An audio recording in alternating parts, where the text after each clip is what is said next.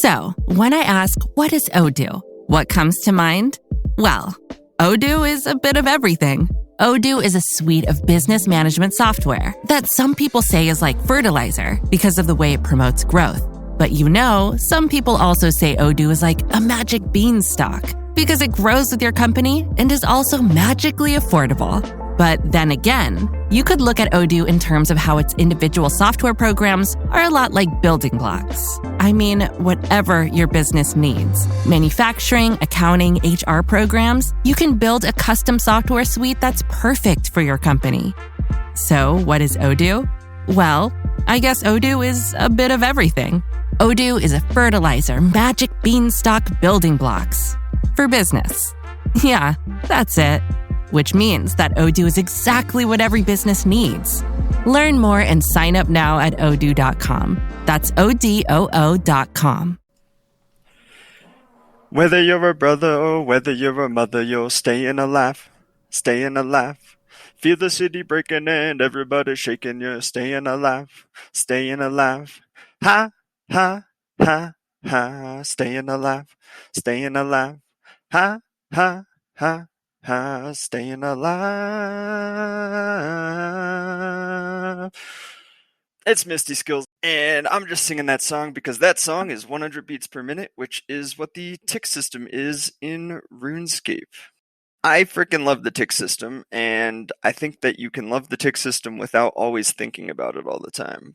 I kind of instinctually play to the beat. It's kind of like a rhythm game to me. And as long as you're staying on rhythm, you are playing with the tick system. And even with high-level endgame content like Chambers of Xerix, if you're paying attention to what's happening around you and in the game, you can follow the ticks without actually thinking about it.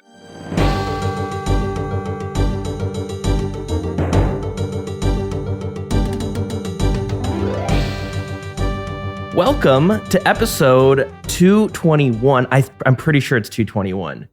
I've been away from the show for a few weeks, and Heartless and Deegan have been taken over. But today, it's a very special episode. It's a crossover episode because we have the kings of XP Waste with us, Oxy and Bloodhound. Hello. Good morning. The hosts of the XP Waste podcast. First off, great show. Awesome. Let me try to describe the format, and you guys can correct me and jump in. Sure. Afterwards. But I listen to a lot of podcasts, and I feel like there's two types of generally there's two types of podcasts. There's the one where it's a weekly, this is what's going on in whatever. My in-laws have been staying with us, and I showed my father-in-law a Formula One podcast. And the one he was listening to, it's every week. We're going to tell you about what the drivers of Formula One have been doing this past week. It's that type of show. And then there's the other one, which is we're going to base the episode around one or a few specific topics, and you guys will just go deep into that. I feel like you guys is the latter. It's the show you guys focus on a specific topic, and then you're going to talk about whatever it is. You guys did one on how to get ready for PVM, right? Something like that recently. We did. Mm-hmm. That was one of our more recent ones, yeah. Yeah, awesome. Funny enough, when I listen to podcasts, I tend to prefer shows like yours where it's on one specific topic. Because it's I guess it's more, I don't know. That's what I tend to gravitate towards. But I don't know, did I do a good job? Did I do it justice?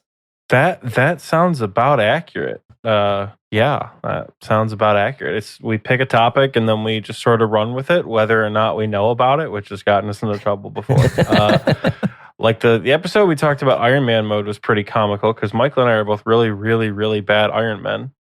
So it was fun to talk about that, what our strategies were. But I would say it's that, and then a lot of community engagement. That's also, I would say, a big part of our show is getting people involved with it right alongside. So yeah, you guys do I forget what you called it, but you do shout outs, people's achievements, all this fun stuff, right? Yeah. Mm-hmm.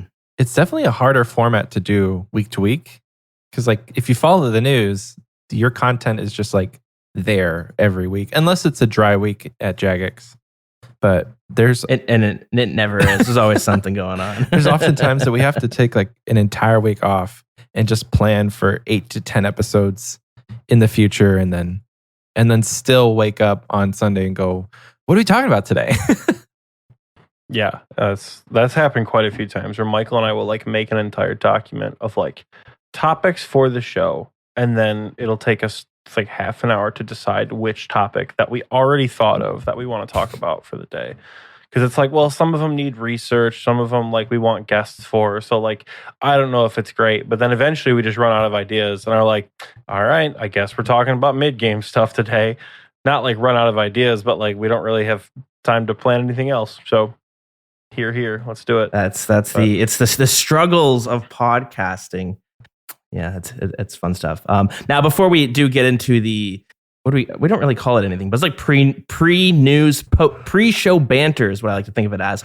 Let's talk about what we are going to talk about, because first off, we have Raids 3 dropping tomorrow, which it's a big one. But there's a lot to talk about since I've been away, and I'm excited to talk about it because there's some biggins in the work. So first off, we have the Wilderness Boss rework. I am a big fan. I do really like the Wilderness Bosses. It is a bit of a contentious topic.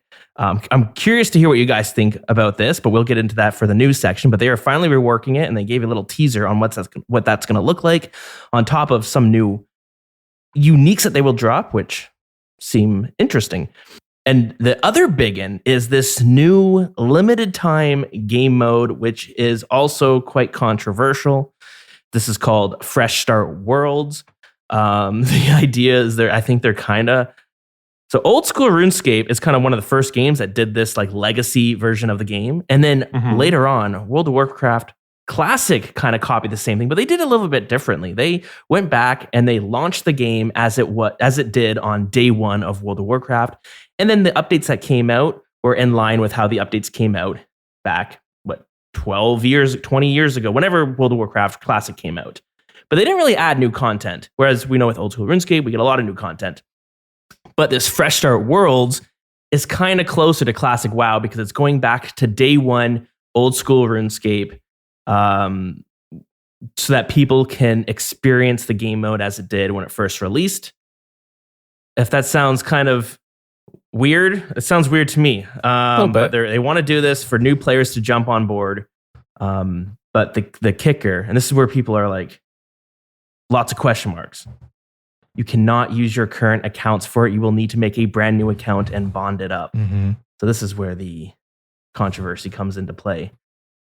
And lastly, we have the clue scroll update, or the clue scroll helper on RuneLite. We're seeing that come into mobile, and I tried it out, but it made me think of something that I wanted to chat about, which actually this might end up coming up in the pre-show because this is not as big news as the other two pieces now that I'm saying it out loud. But it doesn't matter. Yeah, I've been away from the show for a little bit, but I'm excited to jump in with you two guys here. I've been in the middle of moving. I'm currently in a little blanket fort. Yeah, it looks uncomfortable. Yeah, we're on video right now, but we don't do video. You guys do video with your podcast, by the way. It's crazy. We do. Listeners, Dills is sitting under a blanket fort. It's almost as if his parents told him to go to bed, and he's like, no, I have to play my Game Boy. And he like has a little light under there, like trying to play Pokemon after his parents told him to go to bed. So the things we do for the shows, I suppose. Yeah, exactly. Which, another big shout out to Dills. He said the episode comes out on Tuesday. It's currently Tuesday. It's Tuesday at like 10:53 a.m. Eastern time. So he's gonna put this episode out just like hours after we record. So yeah, we're gonna hustle. So we gotta get it ready. Yeah, we have to be ready for Raids 3. But and I think we're gonna do it. Now, I wanted to go back to something you guys said earlier. You guys are both main accounts, right? Yeah. Yes. Yeah. Which is just regular, the old-fashioned way of playing RuneScape. But you describe yourself as really bad Iron Men. I think Oxy. So curious to hear, what is your experience? I was gonna say earlier, Oxy, speak for yourself. I feel like I'm an okay Iron Man. I'm okay. I'm not really bad. But it is group What is your Iron Man, experiences like with Iron Man mode or Ultimate Iron Man mode?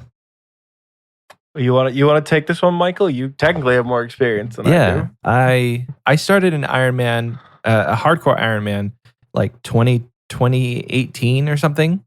And I was going to do so I got access to the OS the iOS beta for mobile. And I was like, Nice. this will be the start of my career. I'll start a YouTube series called like Iron Man from scratch, mobile only. And I got 2 episodes, very badly recorded. They're unlisted on my YouTube channel. I guess if you want to watch them, they're out there, but you literally would die from cringe.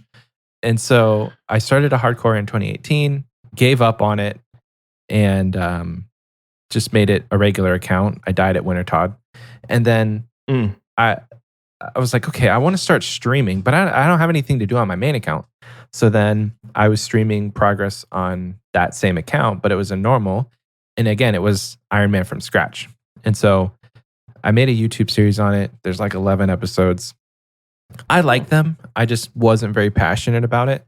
So I have a little bit of regular Iron Man experience and then more group Iron Man experience. Now, when you say you weren't really as passionate, is it the whole content creation of that series, or is it like the Iron Man mode in general? You're not super compelled to play it. I think a little of both. I'm like, podcasting now is the creative outlet for me. So the YouTube grind was just insane. Like, I was putting 10 to 15 hours, sometimes 20 hours of editing into a single video. And I was trying to do that every week. And I wasn't really going anywhere with the actual videos, as far as I was getting like maybe 20 views. So it was very discouraging, and I just kind of gave up. And then that account, I got to, I was just about to start like the best in slot mid-game gear grind. So like I was going to go for my fire cape. I was working on a torso. I had just gotten a dragon defender. So it wasn't very far into the account. Like, I'm definitely farther now on my group Iron Man, which is great because I've surpassed my personal best, and it's only up from here, boys.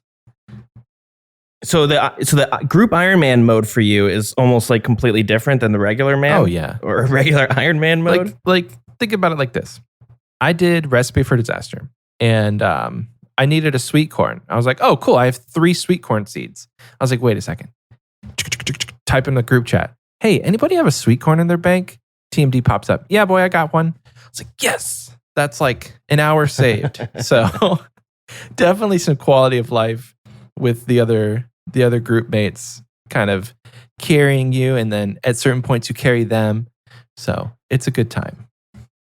That's what everyone hopes for group Iron Man mode. The worst is when it's like one person. All right, I got everyone black masks, and it's like, yeah, we're not really playing anymore. Yeah.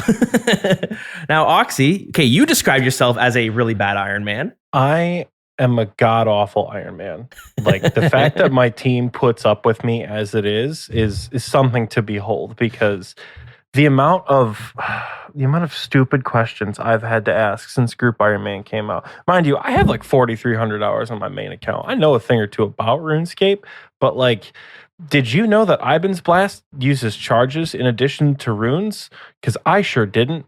Did you know that like you can't get ranging potions anywhere prior to like 70 herb lore unless you kill zombies or do the grubby keys? I sure didn't. Like, it's things like that I have really struggled with because I've never played Iron Man mode before, and I'm just such a spoiled main. It is so difficult for me to do things on Iron Man mode because, for me, I don't find the like you achieve a goal to achieve a goal to achieve a goal to achieve a goal to be as fun anymore. I don't like, I got back into it in February because I had a Dagannoth task on my main, and I was going to go like solo tribrid the bosses. And I was like, you know what? Why don't I take the groupie? Why don't I take the groupie and I'll go camp it at Rex and get some Berserker rings for the team. But then I realized I didn't have any prayer points. And then I realized I didn't have any like good defensive gear. Like, I only had 40 defense. I didn't have tank legs. And then to get prayer potions, I needed to grow Raynars, but I didn't have any Raynars, so I had to get Raynar seeds. Then getting Raynar seeds was like, do I thieve them? Do I do PVM for them? Do I train Slayer for them? Like, how do we get Raynor seeds. Turns out the best way to do it is farming contracts. So I had to level my farming, all to go to like DKs for like a 20 kill trip, right? It took me like 2 months to get to Rex after I like made that decision. So I've just not enjoyed that. You know, whenever I listen to the show and I hear Heartless talk about doing the same shit that I'm doing, but on an Iron Man account, I'm like, how? It's funny you say that, because I was going to say, like, there's people listening right now who are going, they love that part where you're like, oh, if I want to do Dagonos, I need to do farming. If I need to do farming, I need to do thieving. And it's like this giant, like, it's like this huge list. I always think of it as, you guys ever seen Malcolm in the Middle? No. TV show? Yeah, a little bit. Okay. There's like they do these little bits, and I don't know, I'm going to try to describe it now, and you guys, it's going to go horrible, but we're going to try it. But there's like this scene where he goes to, he goes to pull out a drawer and it squeaks. So then he goes to the garage to get WD-40, turns on the light's not on. So then he goes to like grab a ladder, and then when he grabs the ladder, the shelf is crooked. He's like, okay. So then he's like, I got to go to the store to get nails. So he goes into his car, and then his tire's flat. So then he's changing his tire, and then his wife comes out and is like, what are you doing? I thought I told you to fix the drawer in the kitchen. And he's like, what does it look? I am doing that. Look, that's exactly what I'm doing. But he's like fixing his car. That's kind of like the Iron Man experience. Yeah. And some people love it, and then others not so much. And it's interesting that this game mode can be like, some people love it, some people hate it. Some people are like, I'm so sick of having to do farming after 99 farming just because I need prayer potions. Whereas the other person's like, I love that because I'm doing so much in this game, even though for me, I've maxed out farming. I haven't planted something in probably months. Like, I just don't need to anymore unless I want to go for the pet, but whatever, I can skip that out. But now that's the content that, while I did enjoy it, I don't do it anymore because I don't really need to do it. Whereas Iron Man keeps you having to do that, which can be a blessing or a curse, depending on who you are. Unless you have a group mate named TMD, who is an absolute unit when it comes to farming. He's like going to get... shout out to TMD. Yeah, for real. That's and for me, I think a big part of it is, like, I personally don't enjoy when the entire game mode feels like one small favor. Yeah. Like, that quest itself is not horrible, but when it's like, all right, I'm 2,000 hours in and I still haven't gotten the damn, favor done. Like, that's not super fun for me. I don't love daily scape, even in a game mode like Leagues, the days where, like, all right, I have to fish 10,000 Crombons, so I just like don't have to worry about food for the next 6 months or however long Leagues are, 6 weeks, whatever. Those days are like, God, this is so boring. Like, it's just, for me, I don't find it enjoyable. Farming has always been a weird skill for me because now I kind of enjoy farming because I have a maxed house and can teleport everywhere and can buy palm tree seeds and get 80 to 100k XP every time I do a run. But I'm like, on the groupie, I never like low level farming. I think that's my issue. I'm really bad at collecting herblore secondaries because, again, I just don't think about it because I don't think I've trained herblore in like a year. I got to 90 and was like, all right, I'm going to head out. Like, I'm going to save my money for other things. I respect people who do play Iron Man mode because, like, you guys, that's a level of commitment that I don't want to say that I don't or am incapable of having, because I can obviously commit to things, but like, it's not something I enjoy. So kudos to you, Iron Man. Unpopular opinion, I don't think hardcore is that impressive because unless it's and I've said this before on our show, but like, unless it's truly your first time doing something, hardcore Iron Man is not impressive. Like, all right, cool, you did Theater of Blood on a hardcore. A cold one was pretty cool when he did it solo, but like, you're grinding Tob on a hardcore, cool. It's not your first time learning Theater of Blood. It's not your first time learning Corrupted Gauntlet. You have a hardcore because you've done all this stuff before, right? So if you're like, all right, how do I walk in phase 2 on a hardcore and you don't get killed throughout the Verzik fight? That's impressive if it's your first time. if it's your first time making it through Corrupted Huntlift, that's cool. But I don't think hardcore is that cool because like you could have done it on your old account too. You just wanted to make one with a red helm for the prestige, which like even then it's just Iron Man mode. Like it's not. I don't think hardcore is super impressive. So sorry to all the hardcores out there that are diehard fans of the Wilderness podcast. I think it just got canceled, but I don't know. I don't think hardcore. People are screaming in their cars right now. Sorry, boys. I don't think it's that cool. Well, that's and then it's lag that usually is the biggest enemy to hardcores or disconnecting and stuff. So yeah, it's not the bosses that can kill you; it's the servers. Yeah, the end game boss at the end of the day. So the boss interesting that take. Been able to beat. Not even Jagex has been able to beat the boss of the server lag. That's some great stuff. Now, I did mention it earlier, but I kind of wanted to talk about it in the pre-show, anyways. But so we had the mobile clue scroll update that came out recently, and I've been using it. Have you guys used it at all? Yeah, I tried to do a beginner clue on mobile. It was all right. It was okay. Yeah. It's basically like what RuneLite has.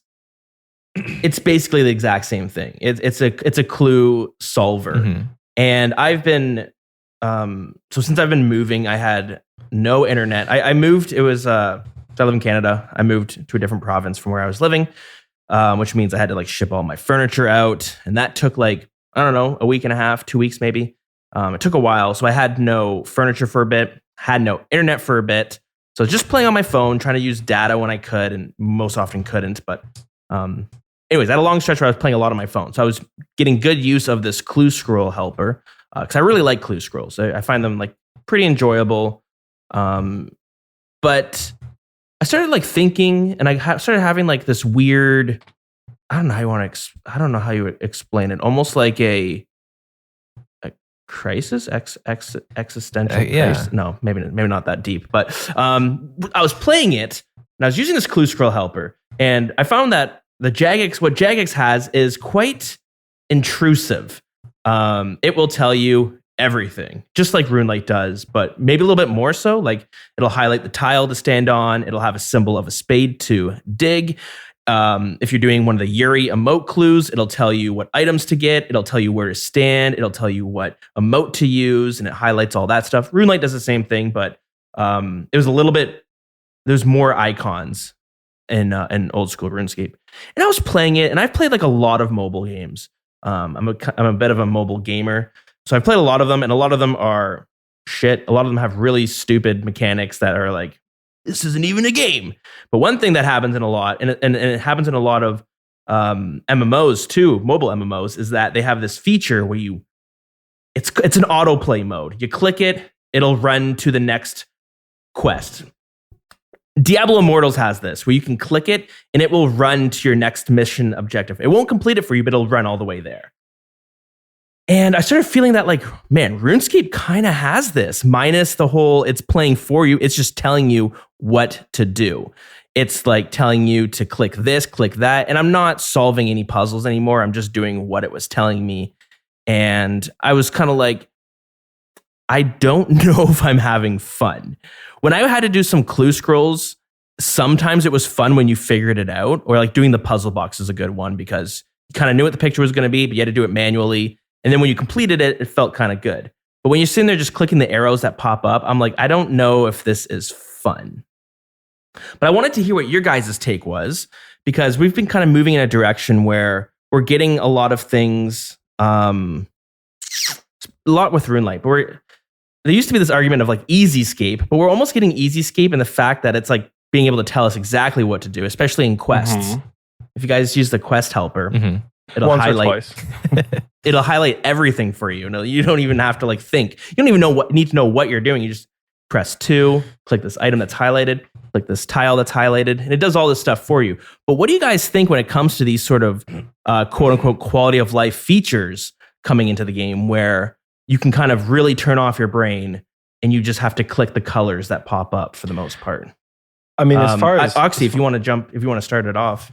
Yeah, as far as Quest Helper goes, Michael and I specifically, when new quests come out, ever since the Kingdom Divided, ever since the Kingdom Divided, whenever a new quest comes out, Michael and I like to try to do it without a guide, just for fun. Because like we didn't really get that experience with the majority of old school. Like I wasn't here for the release day of Song of the Elves. I was, but I was like using like a rune scimitar at the time. Like I was nowhere near Song of the Elves ready. Same thing with Dragon Slayer 2. You know, same thing with Monkey Madness 2. I don't even think I was playing back then. So for me, I find it really fun and really satisfying to like solve things on my own and just like read all the quest dialogue. I'm that guy who doesn't spacebar a new quest. So if it's brand new, I prefer not to use a guide. On the groupie, when I'm doing quests that I've done 1, 2, 10, 20 times, I love Quest Helper. I think it's really helpful to just burn through what I have to do without really thinking about it because, you know, again, I've done it a million times and I'm only doing it for a prereq for something I want to do that's going to be more enjoyable than a quest. But as far as the Clue Scroll Helper plugin goes, and I know I've said this to Michael before, what's the point of clues now? If they're in the main game and they're like automatically solved for you, can't you just drop me a casket instead of a clue scroll now? Don't get me wrong, I don't have the time to like whip out my sextant like we did back in the day and try to figure it out, you know, especially if I'm like trying to do a clue at work or something like that. But, you know, why bother? If you're just going to tell me how to do it in the vanilla main game client, why have the puzzle? Why have the challenge? Right? It kind of feels like, you know, I know it's a little dramatic, but like, all right, there's a new RuneScape and RuneLight plugin that like automatically drinks brews for you when you're below 20 HP and like automatically restores your run energy with a stamina pot when you're below 10 stamina. Like, cool. What's the point of engaging with the content now? You know, for me, that's kind of where these plugins sit. Not that I don't like them and I don't think that they're worth it. I think any addition to the base client that makes it better and makes more people want to play it is good, because I know Michael and I have discussed that like new players come to the vanilla client first. Like, you know, unless you're invited by a friend who tells you to download RuneLight, you're going to join like the Jagex vanilla client until you meet people who tell you to join RuneLight. So I guess it's not as much of a culture shock when you get on RuneLight, but like, I don't know.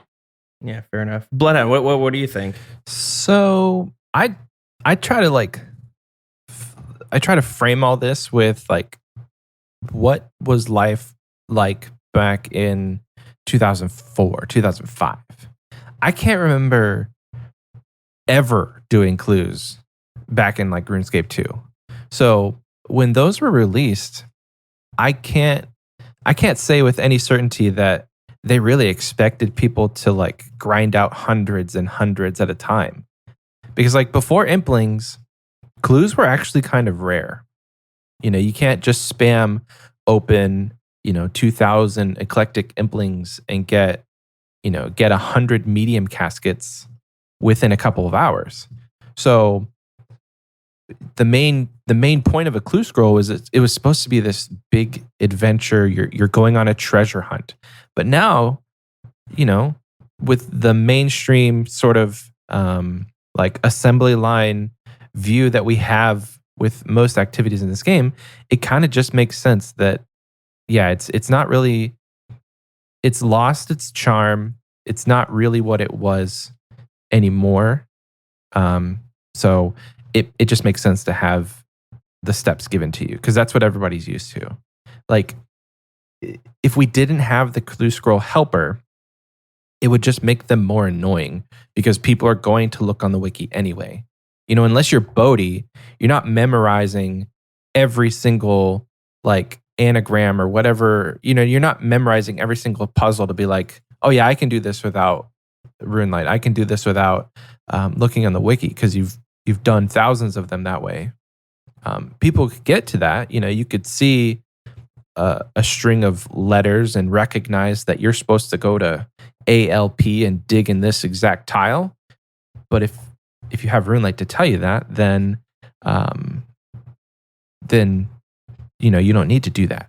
As far as Quest Helper, in some instances, I believe it's a little OP.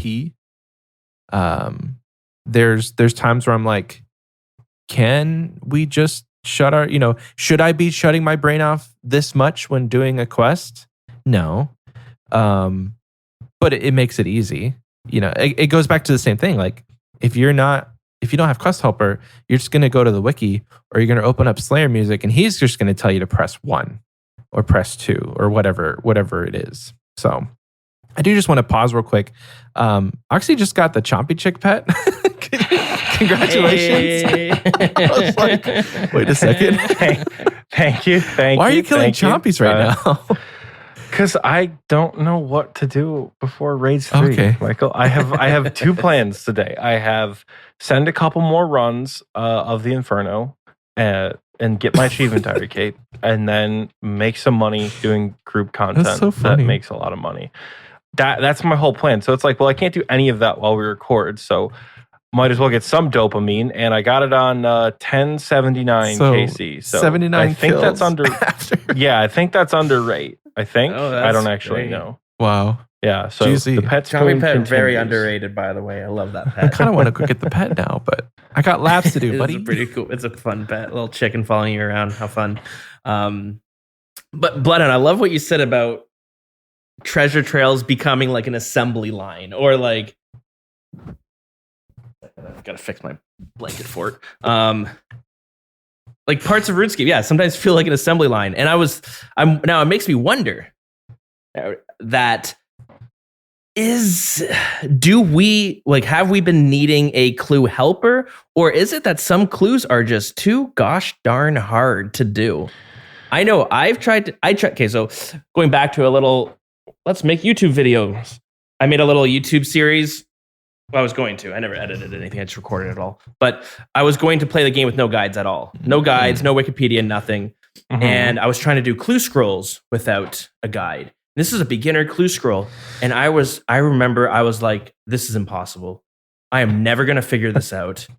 It's like an anagram, it's some person's name and all the letters are mixed up. There are so many characters in this game. How am I ever going to figure this one out? Mhm. And I was like, this is really hard to do. I need to go on Wikipedia to figure this out. And there's a few things like that, right? There's you have the puzzle box, so you're figuring out the puzzle. But if you have no finished piece to reference, how the hell do you know what to do? Yeah. You're You're just guessing. Guess. You're So- guessing at that point. Puzzle boxes. I regret to say I spent the 200K back in the day to same for same. Monkey Madness. Small aside, like one day I would love to go on the show Survivor, and that show is full of different puzzles.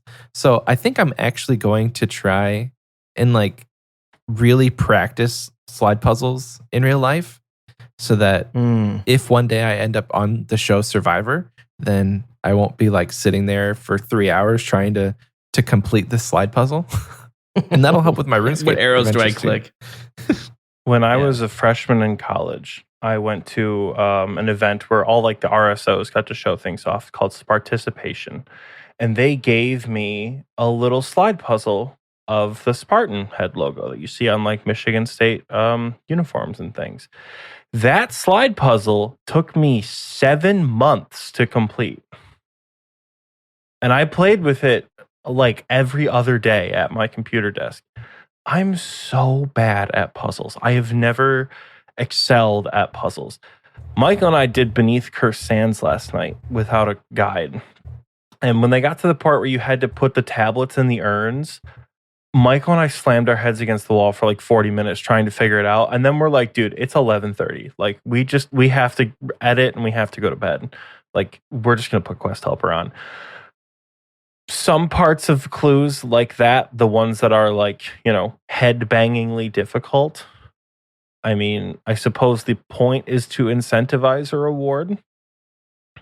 Not to But say it's I not agree, some actually of them- doable though, because like if we weren't on a time crunch and I wasn't sitting in a VC with like 16 people all screaming at me, like I probably could have had the mental capacity to and- get and- it done.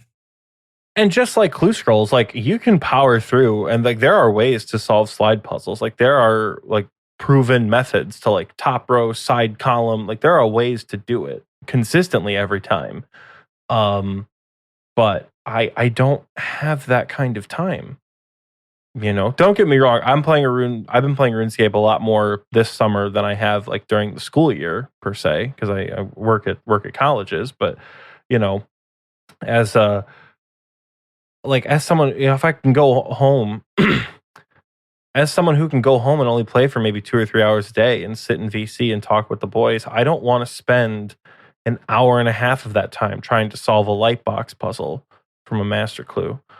So I think, while it's doable, it's certainly hard, but it's doable. I think it's just helpful to save time, because the older you get and the more you play the game, your time becomes a lot more valuable than almost everything else. You both have little kids, right? Like, I imagine as time goes on, time playing will decrease here and there. I'm sure it'll increase at some points as well, but I imagine some of that time you get where it's just like, this is like me time, quote unquote. I don't have to deal with, children, partner, life, anything going on. I don't want to spend that racking my brain on a puzzle that someone solved 15 years ago. I think that's exactly the point that I didn't even realize until you just said it. It's like, it's all about how, time is money, but like everything, time is everything in this game. So yeah, well, I welcome all the quality of life plugins, because, having to brute force your way through a beginner clue because you can't find the damn tile that it's wanting you to dig on for a hot cold or whatever it is. I don't want to do that. Mm-hmm. Not for the 157 GP I'm going to get, because it's going to give me a steel full helm. I'd rather just get it done. I opened a beginner clue the other day and got a single long one. That's all I got. I'm like, all right, now I remember why I don't do these clues. And that you make a great point, because I guess back in the day, I used to do clue scrolls just without guides, or I would use I guess it was Rune. I was a Tippet guy back in the day, so Tippet, not Rune HQ, but I was using that to help me figure out my clues. But the goal was to complete the clue scroll, whereas today, it doesn't matter if you complete a clue scroll. The goal is to complete 100 clue scrolls, so you get your Robin boots, or you get your third age piece, whatever the hell it is that you're really chasing. Your mimic music track. Yeah, exactly. Yeah, there it is. So I guess our motivations in this game have changed, because we don't care about just finishing it. We care about getting every collection log item on the goddamn medium clue scroll table, and that's going to take thousands clues to do. I think that's the place we're at with this game, as it is in 2022 with RuneScape. It's like the dopamine rush doesn't come at the end. The dopamine rush doesn't come with getting the casket.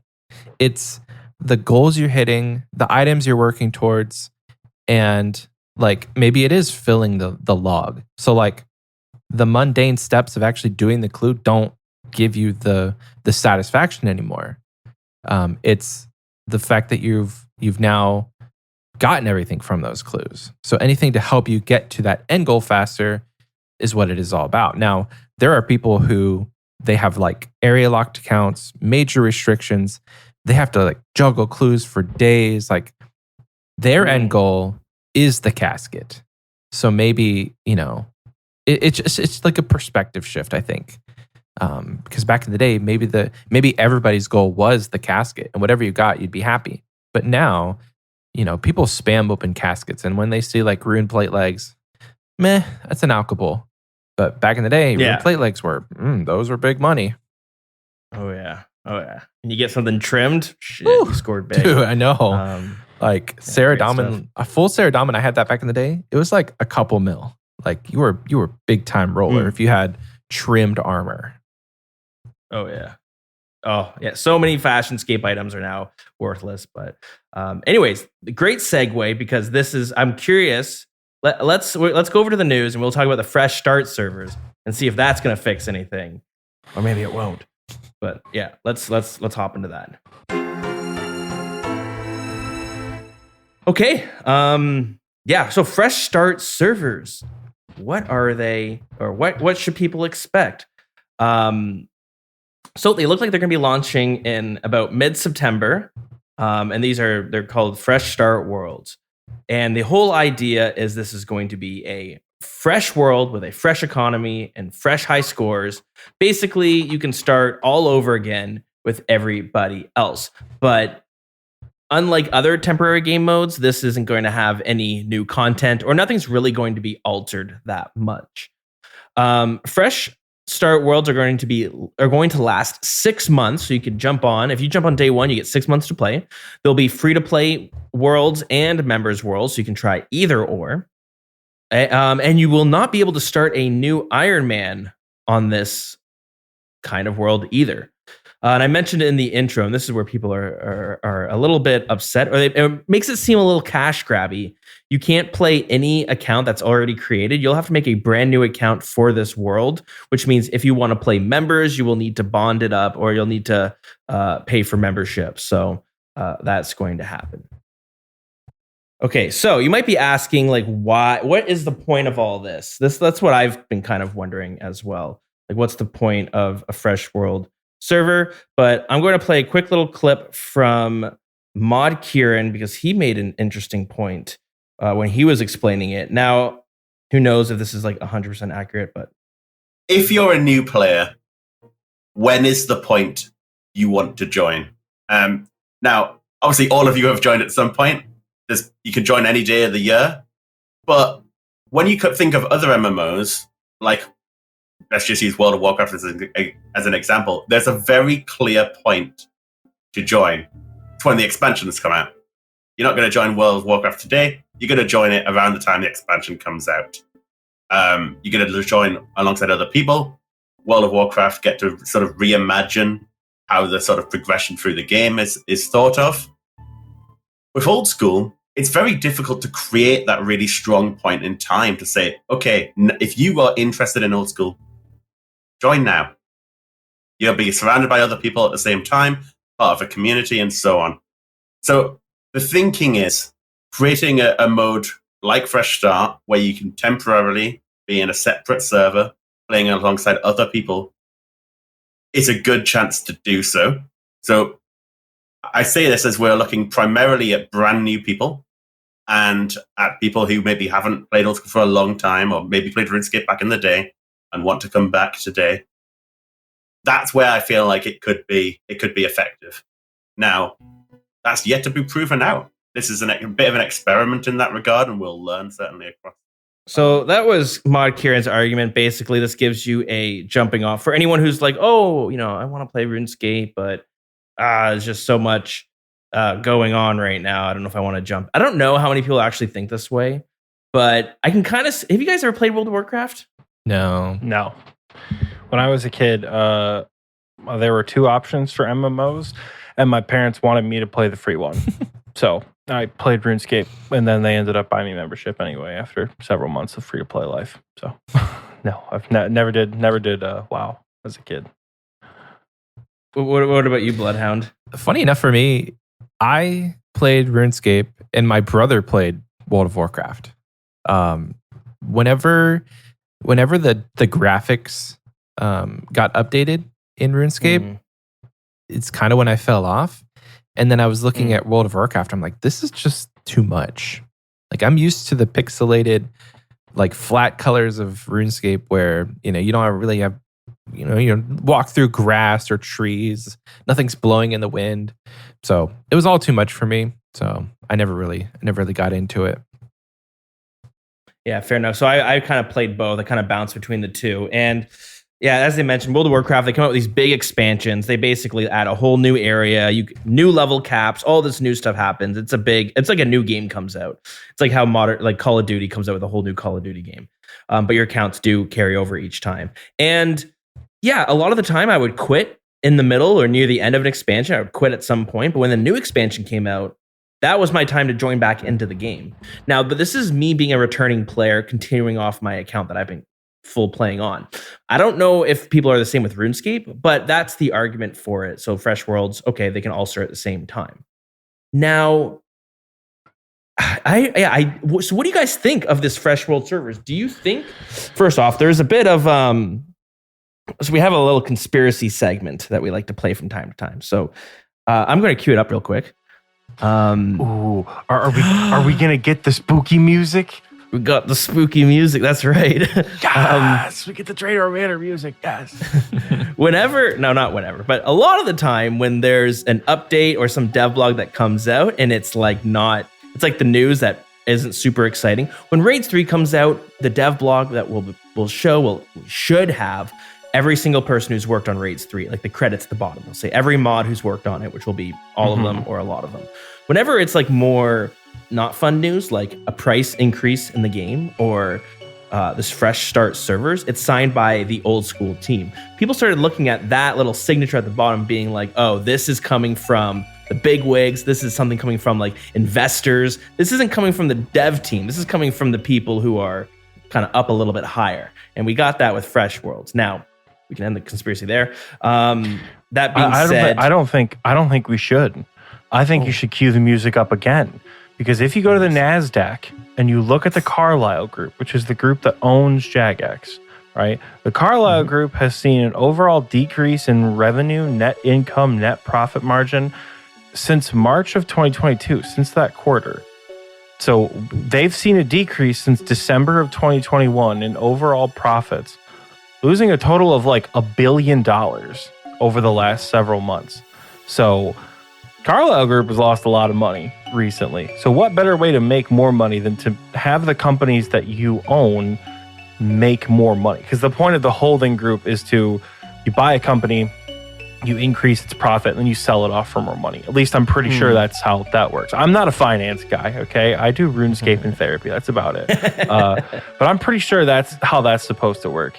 So listening to how they talk about it, Kieran's explanation sounds like a man who is extremely passionate about old school RuneScape, trying to justify something nobody on the team gives a shit about. Being optimistic, None of them looking are for the positives that could come from it. Yes. Listen to how they talk about the new client updates. Listen to how they talk about the activity advisor or, a game like Temporos or something like that. An update that is accessible to new players, right? Everyone was hyped for Theater of Blood and the Inferno, but like when the devs are just as excited about something like Temporos, which you need 30 fishing for? It's like 2 quests and you can get to Temporos until 99, right? That's early game content designed for new players. That level of excitement is not there with Fresh Start Worlds. The J-Mods lose their minds over leagues and Deadman mode because they put so much work and effort into it. They're so excited for it to launch. I don't hear that with these Fresh Start World updates. That tells me they don't have any say in it. They just have to put the servers up. I think it is a big cash grab, but I feel like that's obvious at this point. But it's just disappointing that the mods kind of have to front this idea that they're stoked about the Fresh Start Worlds. I'm like, no, they're not. Justify it all you want. None of you guys give a shit, right? Michael Bloodhound, what do you think? And I'll even add in a little bit more. Do you see an update like this, and does it give you any sort of worry for what's going on behind the scenes? We can unpack that because I have a lot of worry. Maybe it's justified, maybe it's not. But he said, "I am worried." I don't know. This all seems to me like a cash grab. I know you said that, but I definitely agree.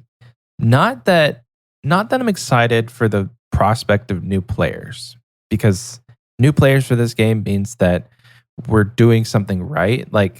Not we, but the game itself is thriving, and we're going to continue to have these servers because I've gone on record saying I will never quit this game.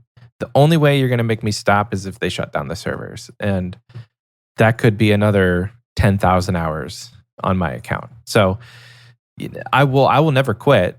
Meaning, if the servers go down, that's me. So in the end, new players coming to the game means that we all get to continue playing the game. But the part that worries me the most is the precedent that this may be setting, because yes, it's cool. The concept is nice. People get to experience the game in a fresh way, but why?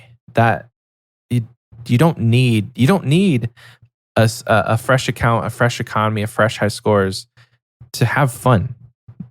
New players, how are they going to know the difference?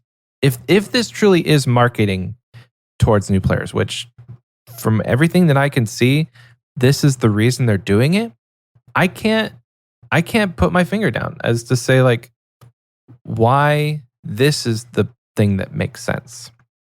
You know, a new economy, a new game, it's not really going to be all that alluring to new players. Like I think really the people that are going to do this are people that want to make money or are people that are wanting to fight for a fresh high score. You know, you're gonna have people that want to be the first person in 99 smithing any of the skills. Rather, it doesn't even have to be just like one. All of the people who know how to create a brand new account and how to grind, they're going to push for high scores, and that's the people who are going to enjoy this, in my opinion.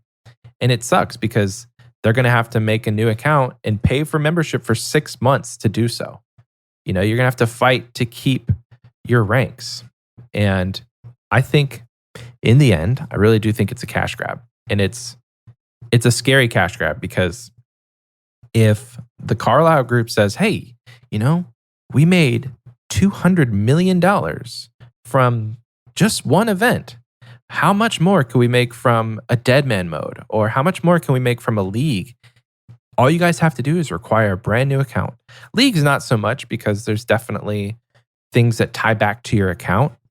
But, you know, for Deadman mode or any future sort of fun game mode that they want to put out, there's no reason why they couldn't just say new account and you have to bond it up. And it requires membership.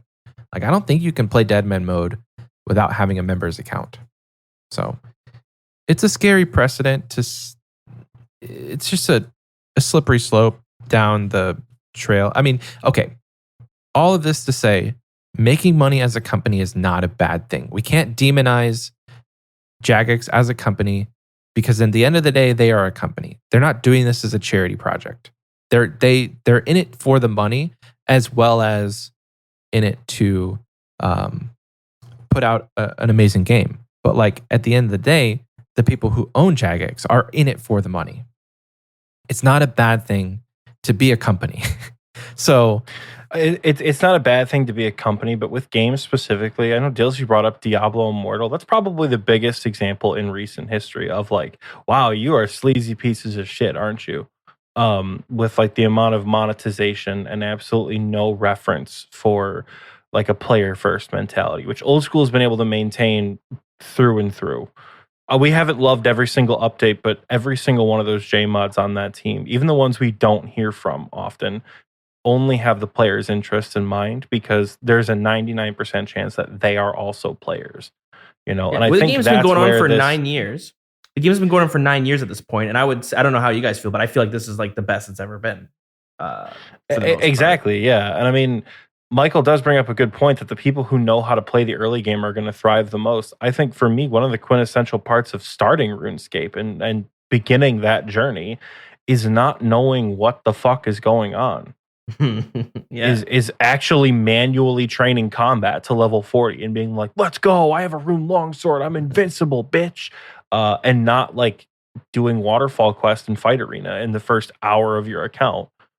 And I think that's a part of like what makes RuneScape so much fun and so memorable is because you feel like you're solving this for the first time as a brand new player. Mm-hmm.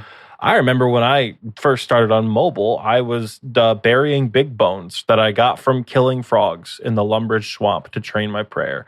Because at the time, when I just got back into mobile, I mean, that's what I did as a kid. So why wouldn't it be any different nowadays? Not knowing about the Wilderness Altar or player-owned houses or the Ectofontis or Ensouled Heads or anything like that, right? And yeah, and I think like a lot of us, we don't remember doing things efficiently, but we remember doing things. And I remember being in Lumbridge and I found out, oh my God, there's a bronze dagger spawn on a dresser on the second floor. And I can just keep picking this up every 5 minutes, a bronze dagger, and selling it at the Grand Exchange or the general store. Yeah, I remember doing that. Infinite money. There's just parts of this early game that are important to retain players just as much as like updates and like starting on fresh footing. Because like nobody likes to feel like an idiot in a new game, you know? nobody likes to feel like an idiot, and you at least have an excuse when a game's been out for 9 years, and there's somebody with a Zuck helm and Torva and an Infernal Cape. They know what they're doing, and like you know enough about the game, just like they said last week or 2 weeks ago on the show, to know that they're a lot better than you are.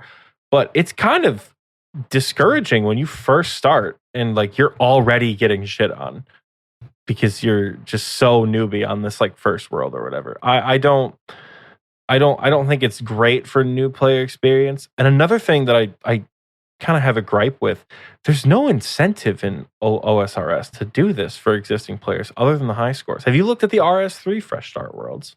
No, I'm glad you brought it up. Do you want to run through what it is? Riddled with rewards. Exact same thing. It's effectively leagues in RS3, which in typical RS3 fashion, you have to pay for anything cool. But they give experience rates boost for the first 8 weeks, and then they decrease over the last 8 weeks, up to like 7 times experience for skills above 70 and like 8 times experience for skills below 70, something like that. So the XP rates are cracked on top of RuneScape 3 being like cracked XP rates, period. You know, y'all ever heard of Featherhawk boots? Look those up. You're gonna be pissed. As an old school player, but you know there are so many rewards. The skill capes have alternate colors. So like you know how the Slayer cape is black with a red trim. In the Fresh Start Worlds, it's red with a black trim. And once the Fresh Start Worlds are done, you can bring that cosmetic over and you can switch between the colors on a Slayer cape. They give you halos if you achieve something. So you have a special cosmetic halo that you can wear, kind of like the ones from Castle Wars. All of the skilling pets, all 26 skilling pets or whatever that they have like special redesigns. So imagine Rocky has a golden halo around his head because you got Rocky on a Fresh Start World. All of that stuff is transferable to this account that you have made and paid for in the main game. And in theory, you're just allowed to bring the account over, right? So in theory, you should have high stats going into it, right? That makes sense, you know? So if you go into a new account in RS3 that's maxed and you have this incentive that like, dude, I'm going to get a title for the main game. I'm going to get all these pets, all these skill capes. I'm going to get all this cool stuff. And some of it's tradable. So like, let's say you do it, but like you don't really care. You're just in it for the tradable cosmetics.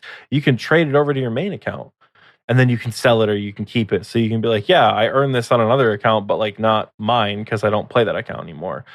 OSRS, you get jack shit, which again makes sense because that's kind of the way this game rolls of like, they don't seem to care about cosmetics much at all, which is disappointing. Or the cosmetics are like a reward.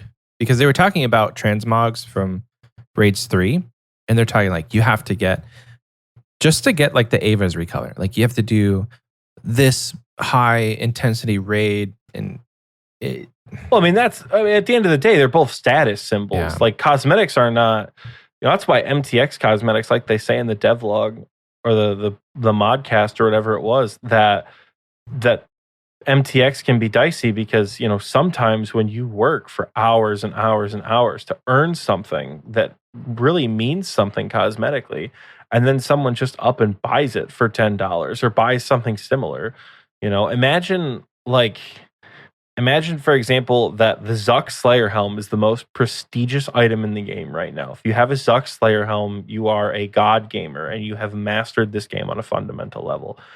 But there's a Jaltalk Jad Slayer helm that you can buy for $5. That also looks pretty cool, but it's got the same theme. It's still the Inferno theme, but it's just a different enemy within the Inferno. Like that, in a way, it's like, that's really shitty. That's, I don't know.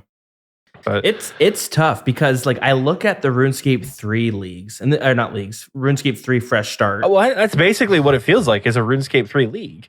Right. And I see that. And I've dabbled in RuneScape 3, but none of my accounts are far enough along that if I made a new account, I feel like I'd be missing out. So like I look at RuneScape 3 and I'm like, I might actually try this new Fresh Start server. It looks cool. The inflated experience rates will make things a little bit quicker as well, which by the way carries over to the game afterwards.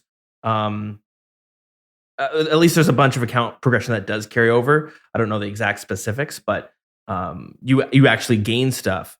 And I see all these these cosmetics I can earn and all that stuff. I'm like, this looks awesome for a new player coming into the game. But then I look at old school RuneScape that doesn't have any of that stuff. I don't want to play fresh start servers. I have no reason to play it, as you mentioned. But if they added a bunch of cosmetics you could grind in this new fresh world server, I might also be a little annoyed because now I feel, so now if I want these, I have to make a whole new account to play on these servers just to get these rewards. Or, I mean, luckily if they're tradable, you can buy them afterwards. But it's this like weird feeling of like, as someone who's already playing the game, I don't want to be too compelled to play on the fresh start servers. I don't want to feel like I'm missing out if I don't play on it. Yeah. Yeah. Now the one thing, and I love cosmetics that are earned. Sorry to cut you off there. I love cosmetics that are earned.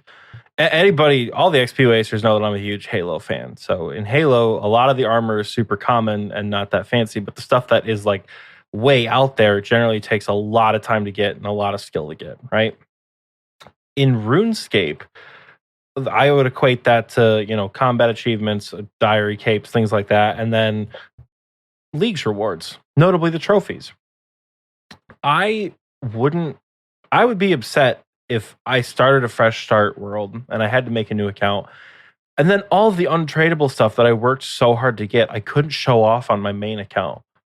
I'm too far deep into my main account to play a different account full time at this point. I'm not going to anything else full time unless I really need to like rest from this account. And even then I have a groupie. I'm not motivated to make a new account, period. And if you stuck this label of like, well, all these cosmetics you spend another 1,000 hours going for can't even be transferred to the account that you care about, that's heartbreaking, dude. I don't want a Rune Cup on a random account. I want a Rune Cup on my account that I can put in my POH and show off. That's at least how I feel about it.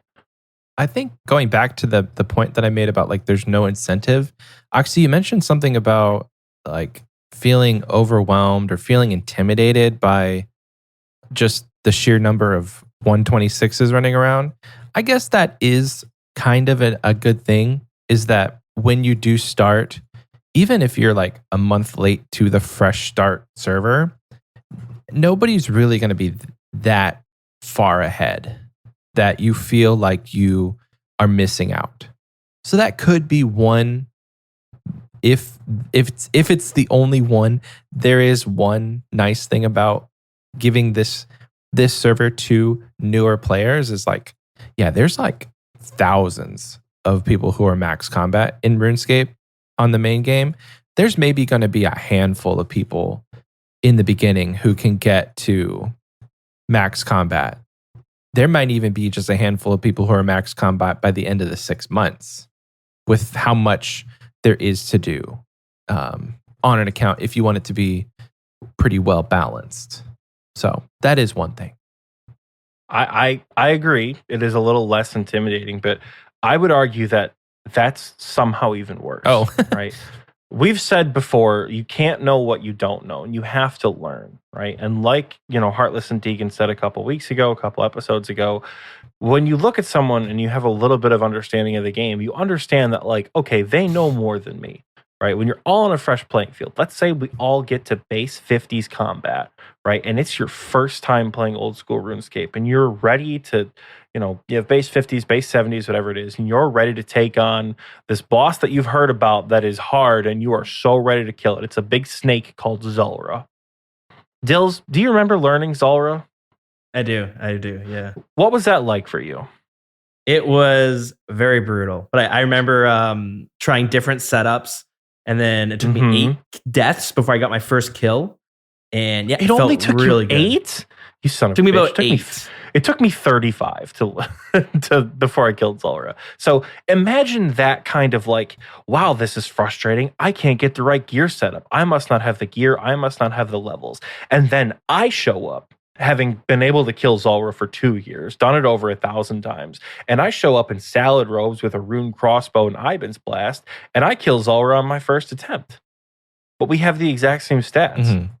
That makes that's bound to make you as a new player feel shitty because wow, I'm really bad at this game. And they don't know I why. genuinely, exactly. And you don't know why. Like, what am I doing wrong? You don't have the reference to look up my name and be like, oh, he's done this 1,000 times. That's probably why he does it. Like, oh, he has 176 days logged on his account. He's been doing this for a while. You've got no reference point when everyone's at the base level playing field. Leagues, it's one thing, right? Because you can just get like off the chain in leagues, and you can what I was doing at Zulrah in leagues is nothing like what I would do in the main game. I tanked the first 3 phases without overheads in leagues because I had absolute. There's people who max right? their You do that. accounts within weeks on a league server. Yeah, but the idea is that that's like a fun race. You know, the idea is that like the best players thrive because that's the point. But I feel like if you're trying to like promote new player engagement and everyone is running around and you just like, I don't know. I don't like being made to feel stupid in games. I really don't. You know, being frustrated is one thing, but I really don't like to, look at someone. I'm talking to someone at the Grand Exchange and they're like, yeah, I have 100 Zulrah kills and I still don't have my first one, just get good is like the worst thing you want to hear. Exactly. Especially like Michael said, and you don't even know why you're bad, if that makes sense.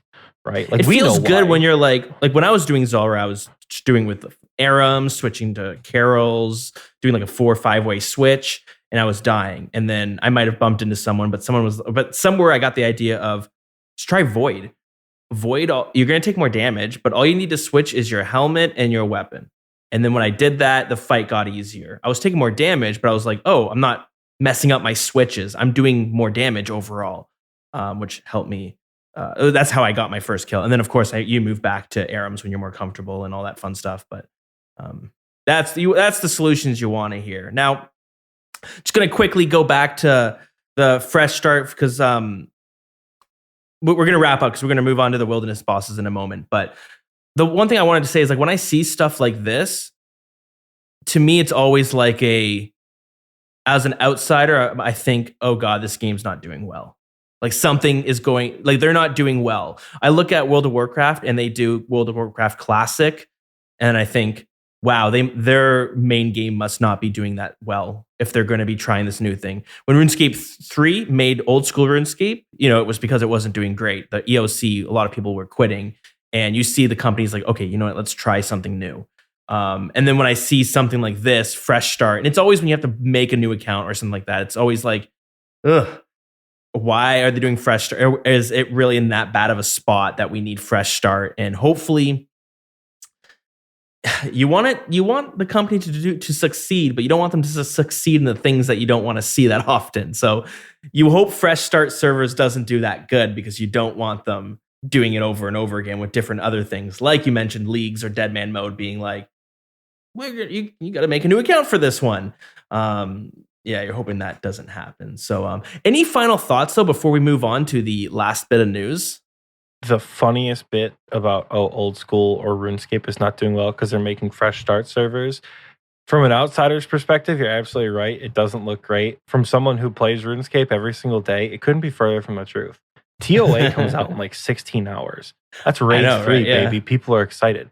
RS3 just got like a huge like story update with Zamorak. They got a brand new boss. They've been adding oodles of new God Wars dungeon content. Like RS3, from a content update perspective, is thriving. The players who play RS3, they're getting fed real well over there. They're getting a lot of new stuff. And the old school players, while we do have to wait a little bit longer, what we're getting is like bigger and more substantial. Not like, comparatively size-wise, not like it's more fun. One is more fun than the other. But like, we're getting a new raid. Holy shit. And to like look at the game and be like, oh, it must not be doing too well, I think is something of a fallacy because like both games are doing pretty good. I don't know. It's just something, it's just weird to think about that. Like that's the perspective of people who don't play. Or that could be, rather. Any final thoughts from you, Bloodhound? No. You guys have said it all. Perfect stuff. We'll see how that happens. That's coming out next month. So we'll see. A few weeks, actually. We're pretty close. So that'll be fun to watch from the sidelines. Either way, get your popcorn ready because it will be fun, whether you're playing or watching people complain about it. But another big piece of news, something that I've been really looking forward to for what feels like years at this point, is this thing called the Wilderness Boss rework. So, quick bit of context: long time ago, when people actually enjoyed the wilderness and joined PvPing a little bit more, people wanted to see more things be added to the wilderness. So they did this thing called the Wilderness Rejuvenation, and there's been, I think, 2 phases that rolled out, but one of the first phases was a bunch of bosses that came out. So we got Vedion, Scorpia, Venenatis, and Callisto. And then we got some demi-bosses like the Crazed Archaeologist and the Chaos Fanatic. I might be missing, but they've added a bunch of kind of monsters to the wilderness you could kill, and they added some uniques, and of course they added the dragon pickaxe to the game, and that's where you would have to go to get them. And it was fun when it was first released, but eventually people realized that, one, it's not great money per hour compared to what other bosses we have, like Vorkath or Zalra or Raiding, and 2, the fights were kind of tough. Like, they kind of had this mechanic which was like, oh, they're going to hit really hard sometimes, kind of like what Calfight Queen does, which made it really hard to fight it as a solo player, which kind of is what happened. So people found a way to cheese it, which was by getting it stuck, because they're like the only bosses that can wander almost anywhere in the game. Well, they're stuck in the wilderness, but they can wander all over the wilderness, but that allowed you to lure them to certain spots, and they would get glitched out and they would get stuck, so they wouldn't attack you, and then you could just AFK kill them. That's kind of what happened, and it kind of made those bosses seem kind of weird, not really like a boss. So they've been talking about this new rework for a while, and it's finally coming out. And basically what they're going to do, the gist of it, is they are adding a new dungeon. We'll call it, I don't know, the Wilderness Boss Dungeon. And they are going to be adding 3 bosses there. So Callisto, Vedion, and Venenatis in this dungeon. And this will be a multi-area, so you can go in with a group of players and to kill them. There will be aggressive monsters all over the area, so if they hit you, you can't log out. And there will be, it's kind of like the Rev Caves, where you enter is not where you will exit. There are going to be specific cave exits you will have to go to leave. And within this cave, there are now entrances to the bosses itself. And with mini bosses, you can peek and you can see who's killing the boss, so you don't have to waste your time. There's going to be the same thing where you can peek to see if anyone's killing it. So you can see if other people are there killing the bosses in the PvP in the wilderness, or if you're PKer, you can see if there's people that you can killing the bosses.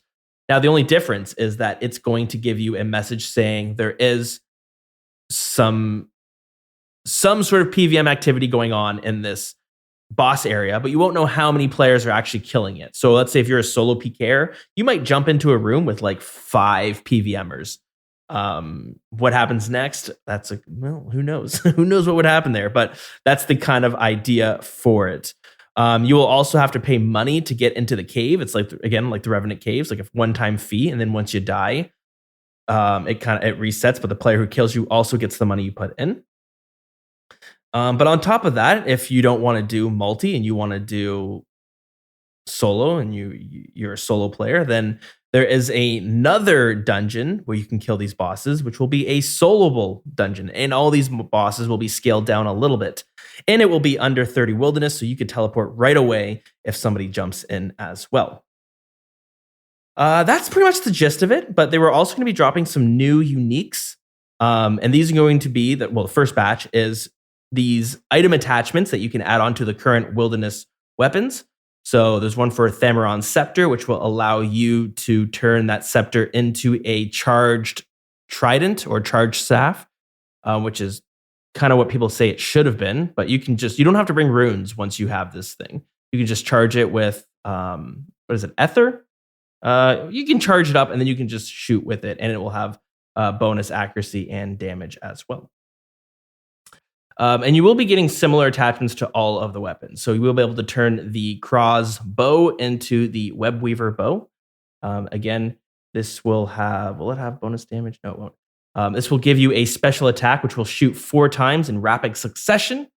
And each of these attacks are capped at 40% damage. And then you have the Urson Chain Mace, which will allow you to give you a special attack, which will hit with a massively increased accuracy, and it will deal 15 damage over 6 seconds, and it will drain the run energy by 50%. And then damage is doubled versus targets with 0% energy. So this is something you can actually fight back with. If someone attacks you, you can pull it out and you can almost like drain their energy. So it's going to be kind of nice if you get jumped, might be able to defend yourself. And the other reward is a weapon called the Void Waker, and people have been calling this the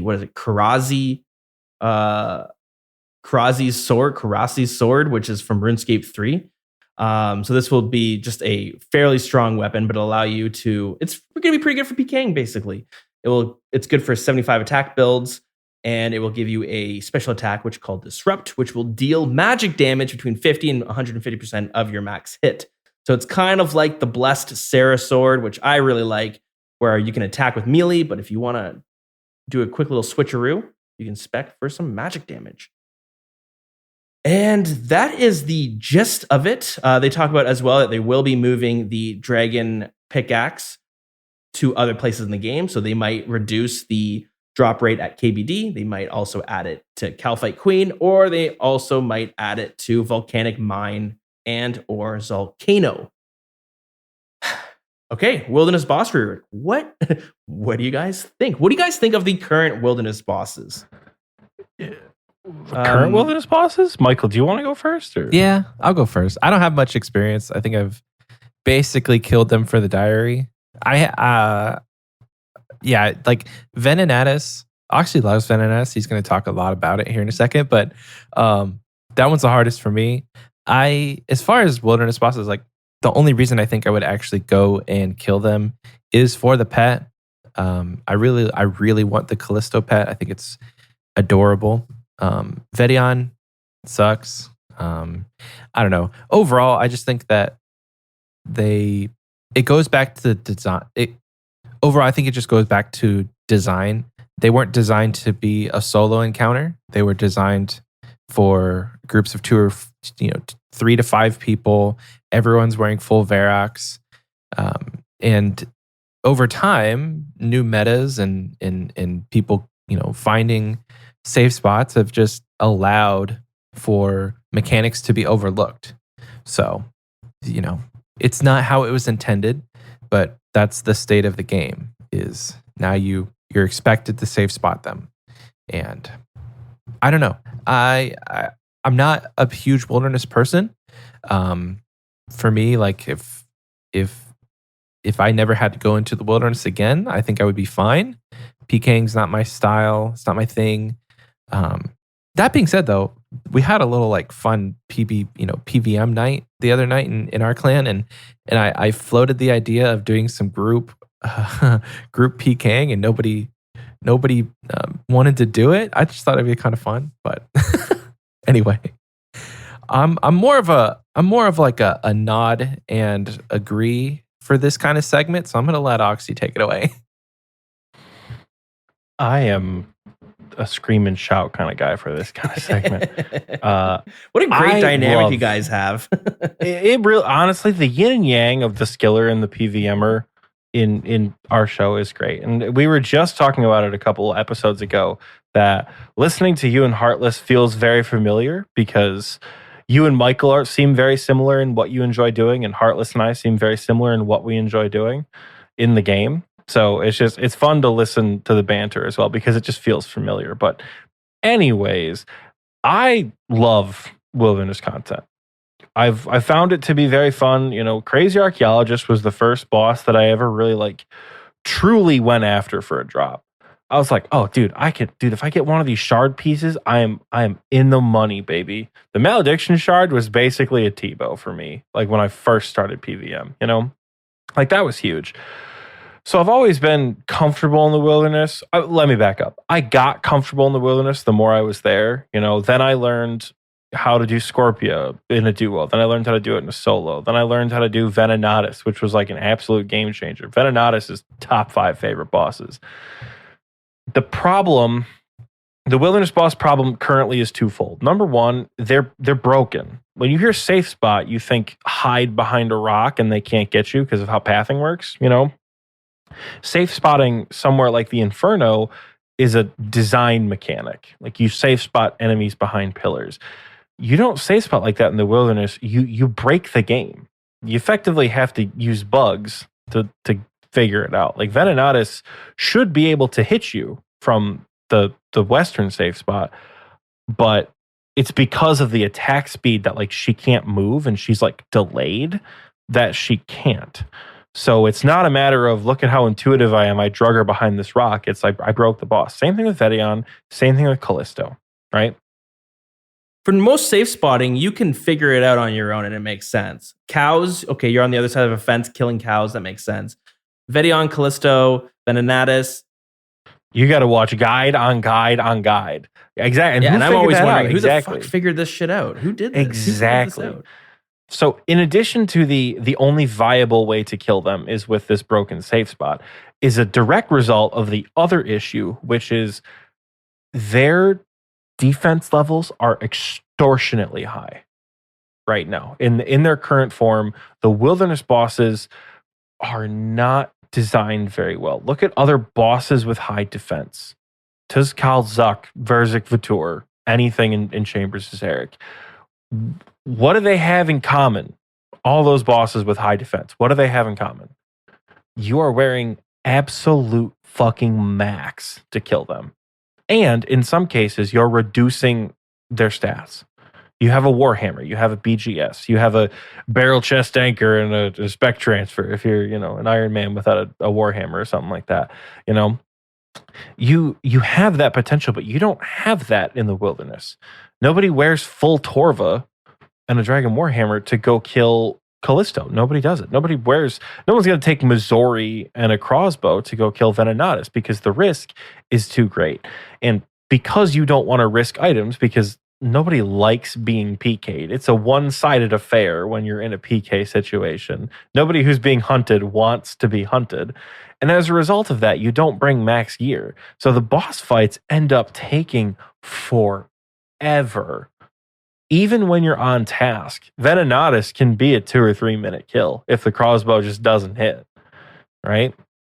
So you lose a lot of, I don't know, because the defenses are so high, the kills take a long time, and it's not as enjoyable. That's why you have to safe spot them, because in addition to Callisto having like 400 defense or something like that, it hits you like a truck.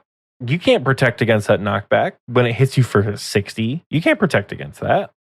It just happens. Venenatis has a 9-tick or a 9-tile melee range. No far. That's like the same distance. Imagine being a T-bow's distance away, being able to deal melee damage.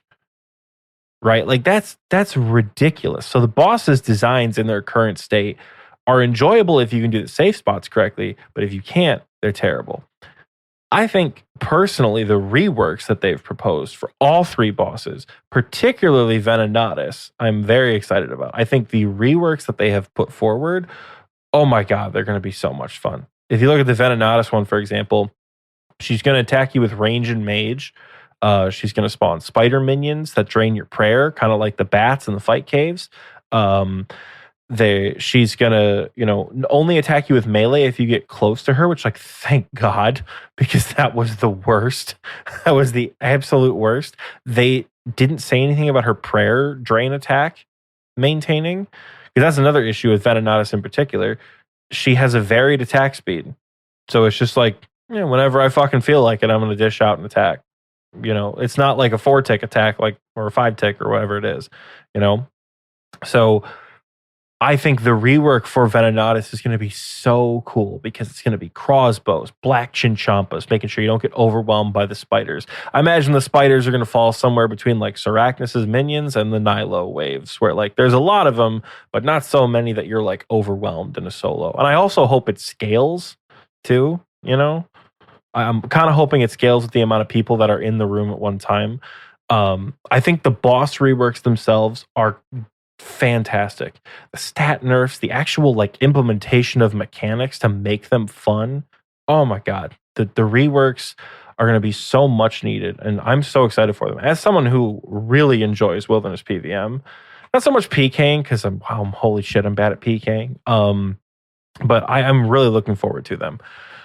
There are other pieces I'm not looking forward to, though. So I don't know if you want to get into that or keep talking about the bosses themselves. All right, no, let's hear it. What's your gripes? What do you see and you kind of like, this just ain't it?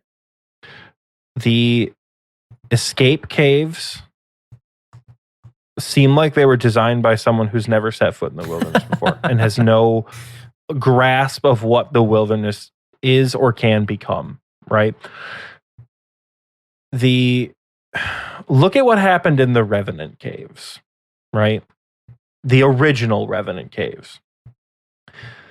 Within a couple of months of release, they were locked down over and over and over again. You couldn't even get in if you weren't paying for protection, if you weren't working for the PK clans as a gold farmer, or you weren't like a ranked member of the PK clans trying to kill other people. You couldn't do the content.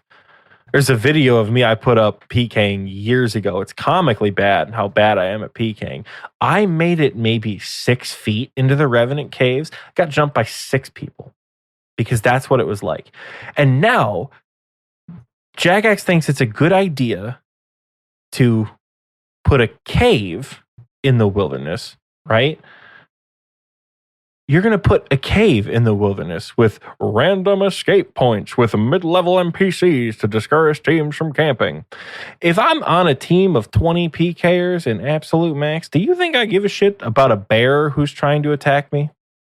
Or a spider or a skeleton? Unless you're going to put like a brutal black dragon or a demonic gorilla out there, something that's like actually going to deter people camping. Because like, if a demonic gorilla is sitting there, or 5 demonic gorillas are sitting there in multi-combat, I'm not going to camp the door because that's a death sentence, right? You know? But like, oh no, Scorpion's outside. What am I going to do? That's the same thing at Scorpia. You see it at Scorpia. Teams do not give a shit that they're being ragged by a Scorpion that can deal 6 damage. Okay, cool. I'm going to kill this guy in 2 game ticks. What do I give a shit, right?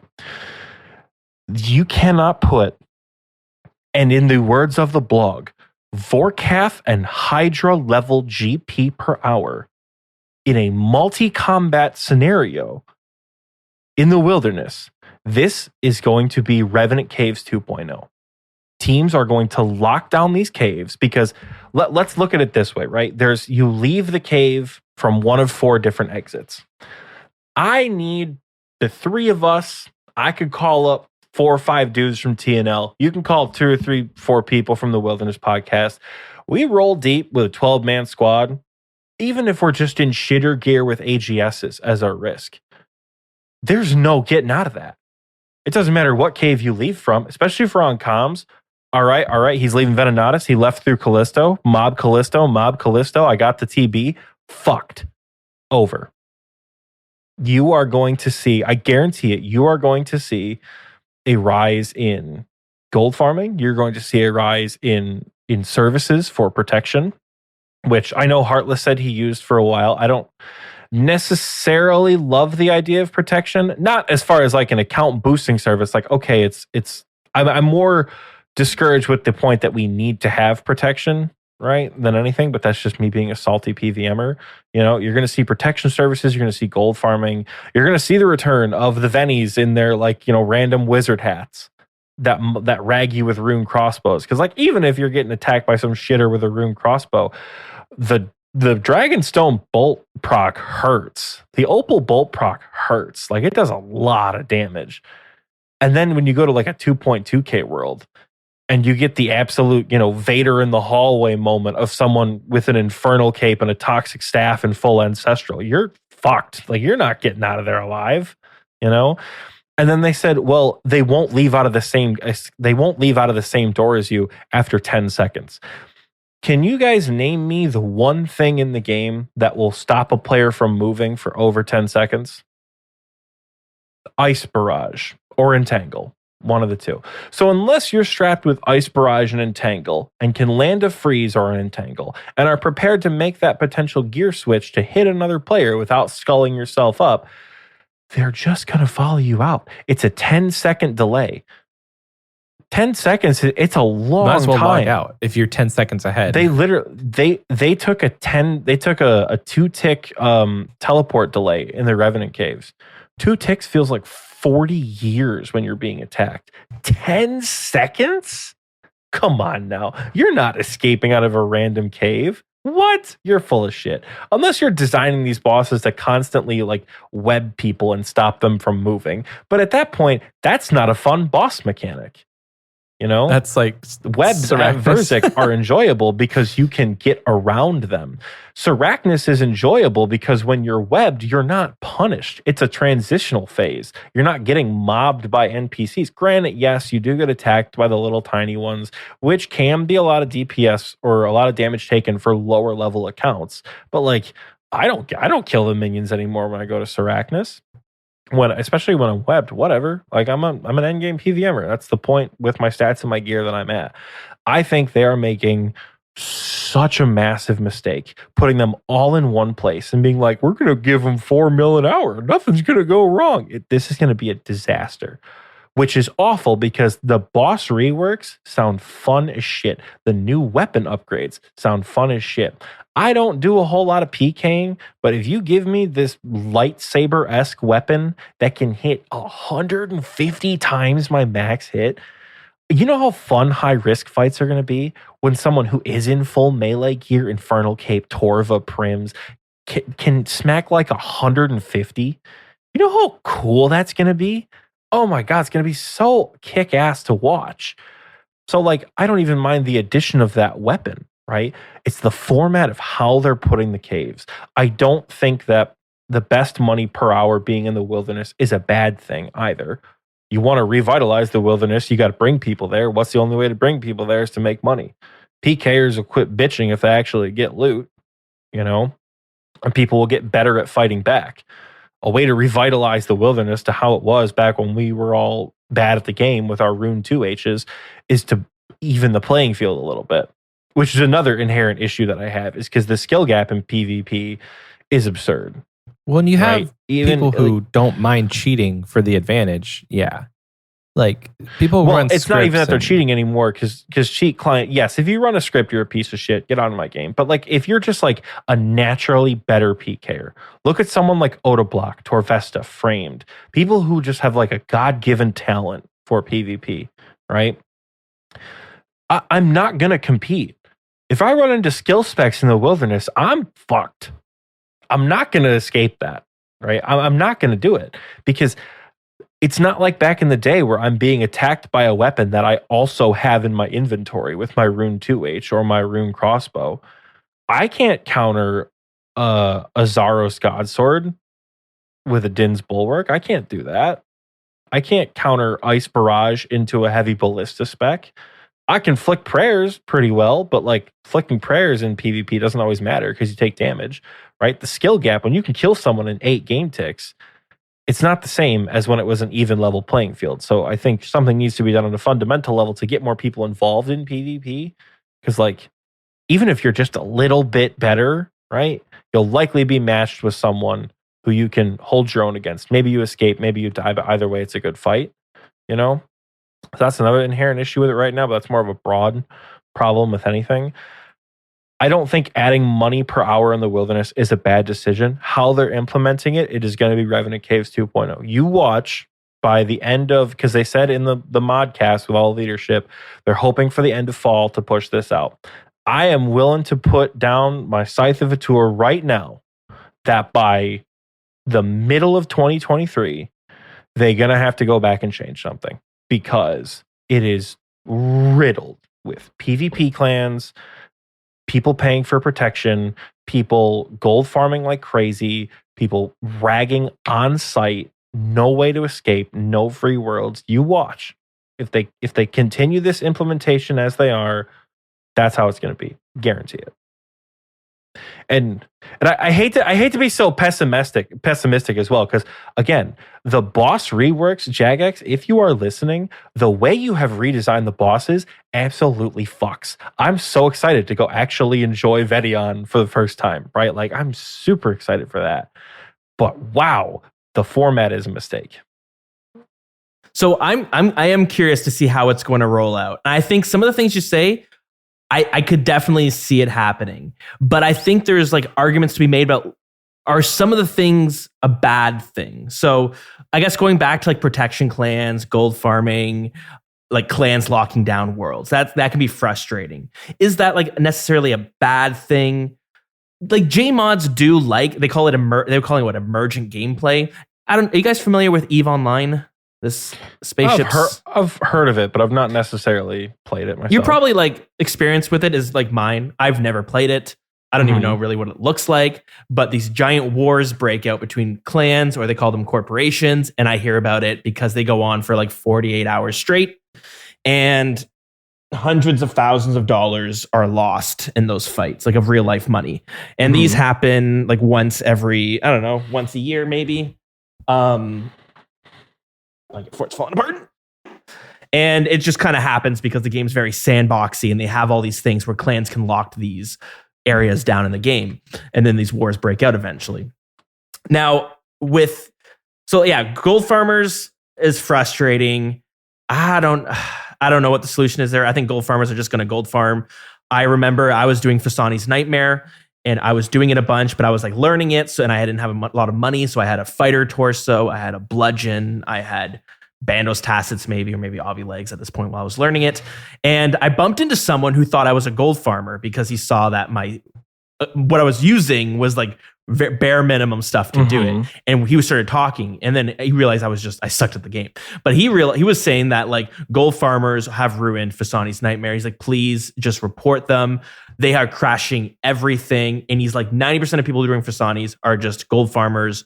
And so I talked to him for a bit about it, and it was like generally ruining one of his favorite bosses in the game. So I don't know what you can do about gold farmers exactly. I think now going to Revenant Caves 2.0, I think the original Revenant Caves was both amazing, but also the worst thing ever, both at the same time. I think now I do some PKing. I don't want to say like, oh, I'm a PKer, because I'm not really great at it. But I have a pure, and I like to go in the wilderness sometimes, and I have fun when I do it. I don't make a lot of money though, and I'm always in the negatives, but it's fun. But I also like to do PVMing in the wilderness too. I just really love the area. It's one of my favorites, just because I like the intensity of like, you always got to be watching your back. But Rev Caves, the first original Rev Caves was positive in some ways. Like what you were mentioning, how you wanted to get some guys together, maybe after a PVMing event, let's go PKing. And it was kind of hard to find a group to do that. And when I used to do something similar, we would do some PvP or PVM event, and then we'd finish and like, hey guys, you want to go PvP? It's like, sure. You get you and like 5 to 10 other people all gear up and like whatever you could scrap together, and you go to the Revenant Caves and you flush the world out with everyone runs and teleports. You kill who you can, and it was a lot of fun. Eventually you would bump every night we did this. Eventually you would bump into another clan, and they were always better than us because they were an actual clan. And then it became this like giant fight where we would just fight each other and we would lose, but it ended up being like a lot of fun. And then of course, clans started locking down worlds. A lot of gold farming was done, and it got so bad that Jagex had to like fully basically remove the Revenant Caves, or they nerfed it so much that it wasn't worth it anymore. And now we have this thing where it's like a singles plus Revenant Caves. So, and I actually like where the Revenant Caves are right now, but the negative part is like anytime that a group of people on a Saturday night want to get together and go PK amateurly just for fun, there's nowhere to go as a group. You can't go to Revenant Caves because it's all singles. You can go to the PVM bosses, but I mean, it's not really that much fun killing PVMers at these bosses all the time. And you end up world hopping 20 times until you find someone. And then they drop like supplies, like, okay, cool. Because as a wilderness PVMer, I don't risk shit, you know? Yeah, same. Whenever I do it, if I died, I've lost very little. I'm usually not worried. I'm more annoyed that I need to re-gear and maybe go buy more Barrows gloves or something. Yeah, it's like, now I got to hop and do whatever. Like, okay, fine. Like, yeah, but you spend most of the time world hopping, looking for people, and then it's a PVMer, which is like, it's more fun to bump into a group of other PvPers. Like that just tends to be more fun unless you bump into a group of like 5 Oda blocks who are really, really good PKers.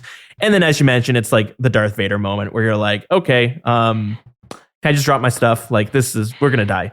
But again, it still can be a lot of fun. I'm going to head out. Yeah. So the thing that I like about this being a spot where you could then get together a group of people and go PvP, that sounds like it could be kind of fun to have that experience again, because right now it doesn't exist anymore. And it just kind of sucks. Anytime I've had to group PvP with people, even if it's just one other person, it's like, where do you want to go? Want to go to Lava Dragons? And it's just bots there. And they log out instantly. It's like, so what do you do? So that experience kind of has just kind of left the game because of the Revenant Caves. I would say that probably you're right. The only place that really I can think of that I've ever gone PKing with more than one person is Chaos Elemental. That's literally it. Just because Chaos Elemental, sometimes you find PVMers and sometimes you find other PKers who will fight from multi. That's literally the only place. My counterpoint to that is it's fun to go PKing with the boys, but you said it yourself. It's amateur PKing. It's not your job to make sure that no one gets in the Revenant Caves who doesn't have a pink hat on. It is not your real life job. When you're talking about gold farmers at Fazani's Nightmare, right? It affects the prices, which is certainly demotivating if you're trying to grind Fazani's Nightmare. Does a gold farmer at a solo individual instance boss prevent you from enjoying that same content? It doesn't prevent you from enjoying it. You're still engaging with the mechanics. You're beating the challenge. You're making a little bit of money. Yes, Mace isn't 800 mil anymore, but I mean, half the price of 800 mil is still life-changing money for a lot of accounts. Mm-hmm. When you introduce gold farmers and protection and clans whose job it is to make sure other people cannot get into the caves, that prevents me from going to one of my favorite bosses. That prevents people. That prevents groups of people who are trying to PVM together. Like we did the PVM event the other night. I'm a pretty good PVMer. We have a guy in our clan, Jesse, who has a Zuck helm, absolute god tier PVMer. But we also have a lot of like mid game people who are like learning their first chambers and going to some of these bosses for the first time. And like it's fun to mess around and have a good time, but when you're putting people in those situations to like put that kind of risk in, I got a 1 point something bill bank, right? Like I can risk a couple $100K, but when you only got a 12 mil bank, right? You can't, it's kind of sucks to risk that kind of money over and over again when you can't even get in. I think it's got potential to be fun for that group PvP aspect. Like I really do, because you're right. It is fun to grab your buddies and go multi PK if you can find someone, because like it's a fun Saturday night thing, exactly. Because like you all suck. None of you are taking it very seriously. Like somebody loses an AGS and they become the laughing stock for the evening. But like that's not TB each other, ice barrage. Exactly. Yeah. You start ragging each other. Then it just becomes like a civil war. It's like it's fun. I will admit it's fun, but I just think that the way that they're implementing it isn't going to lead to like fun, casual, PVM or PvP with another team. I think it's I'm being quite optimistic, because when I see the dungeon again with these caves, it's hard to say exactly how things are going to be figured out. People always figure out ways to ruin a good thing, but when I see the caves, it makes me optimistic that this is going to be skewed. Like it's going to be in the favor of the non-PvPers, which is could be nice. So with these little minions that are at some of the boss layers near the exits, I don't think they're going to be doing a lot of DPS, as you mentioned. I think they're going to be like, they're not going to be something to worry about that they're going to kill you. But I think that they're going to be annoying enough that they're going to prevent you from being able to just log out or world hop. So world hop, like scouting out a bunch of worlds is going to be a little bit of a slower process unless you got more people. There's a fee to enter. It's what, 50K to enter the boss layers or the escape caves. It'll cost money. But they actually drop in GP every time you kill something. So if you're able to escape the boss layer, the PvPers also have to escape, and they're going to have to spend 50K. But unless they're also killing the bosses, they're always going to be having to spend 50K, whereas you're actually able to get to a point where it's free for you. If you kill the boss 5 times, it'll drop it down to $0. So you can use these layers without ever having to spend more money. but I agree. The worst thing for this to be is like for this to become the worst parts of the original Rev Caves. That is what I think nobody really wants. And I hope that's not what I hope for is that as a PVMer, you make fat stacks. You're making great money going in there. You go with some friends. It could be a lot of money. It's a lot of fun. For PvPers, if you're able to catch someone, you're going to be making some money. And hopefully it's frequent enough that you find them, you're in fights quite often. And if it's popular enough, you'll bump into other PvPers. And what happens 9 times out of 10 of my experience is if there's 2 PvPers that bump into each other, they're going to fight each other because they're going to know they're worth more money. I think that's like the best case scenario because even as when I do PK on my peer, you end up world hopping like so much before you find a fight. And it's like not fun and it makes you not want to do it because you're like, I have an hour to play. I don't want to spend it world hopping. So I hope when this is released that it is how I envision it. And I hope that like your worries don't come true because then you're right. You're going to see Jagex being like, you know what, we're going to delete this cave again. We don't know what we did. We're just going to delete it. We have the single bosses down in 30 Wilderness. Go deal with those in the meantime. And I certainly appreciate the glass half full approach. I really hope that that's how it turns out because that's still fun for PVMers. You know, I always say that like getting killed is an inevitability in the Wilderness, right? It happens. You know, I don't get killed very often because I'm awesome, and PKers at Venenatus have never heard of Teleblock before. So, like, I don't get killed very often, but, like, when I do, that sucks. I didn't lose my Anguish, my Suffering, or my Crossbow, but I lost whatever loot I had. And sometimes that is like a 2 mil looting bag because I'm greedy and stupid. I feel that. Occasionally, getting killed is going to happen, right? And if it happens more so like when there's a greater population and you're, you know, making that money from all these white whales that are out there who are stupid like me and don't leave with a 2 mil looting bag, you know, like that's fun. I really hope that is what this turns into because if one guy rolls up on you on a key, it's bad news. If 2 guys who aren't on the same team roll up with a key, they're going to fight each other for each other's keys. And that's fun to watch, right? Like I agree with you that I'm really hoping that's how it turns out. I'm a bit more glass half empty about it, but I'm hoping that's how it goes. I think it's hard not to be when it comes to PvP stuff because so much has left a sour taste in our mouths. But like, or I mean, and how great would it be if like someone jumps and you have 2 PKers that jump into the boss room and you're with 6 of your friends and you're like, should we just skull up and kill these guys? Or whatever it is. Let them and attack you get us. all the keys. It could like, will that happen? We'll have to see. But I mean, when Shooting Stars happened, when that was first released, anytime one was in the Wilderness, hundreds of people would go, or maybe not hundreds, but a lot of people would go to mine it in the Wilderness.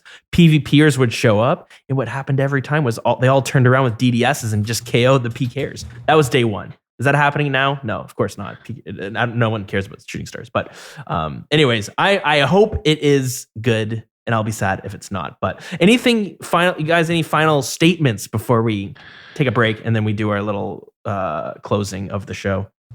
Dills, I hope you're right. As far as the Wilderness Boss update, you know, I think, again, mechanically, beautiful.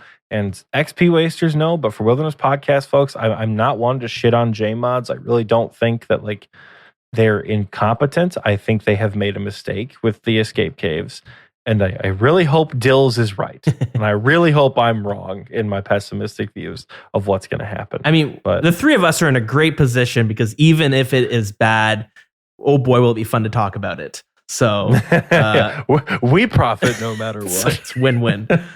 Okay, great. Bloodhound, anything else you wanted to add on before we take a quick break? Giving the thumbs up. All good. Great. So let's take a quick break and then we're going to come back with the closing of the show. We're going to take a quick little break. Head on over to the Grand Exchange segment where I get to tell you who this show is sponsored by and who the show is brought to you by, who supports the show all around. So, of course, if you want to be a supporter of the show, you can head on over to patreon.com/thewildernesspodcast. And thank you to Bronze Yawn, Yolfi Ferrick, Strosity, Mallard, P. Jackals, My Lord, Spleemo, and Yay Fiber. Thank you guys so much for supporting the show, and thank you to everyone else who does support the show as well. Seriously, I can't thank you guys enough. I'm so happy to be finally moved in and get back to the regular schedule just in time for Raids 3. So next episode should be a lot of fun because Raids 3 is a banger, so I can't wait to talk about it with everyone.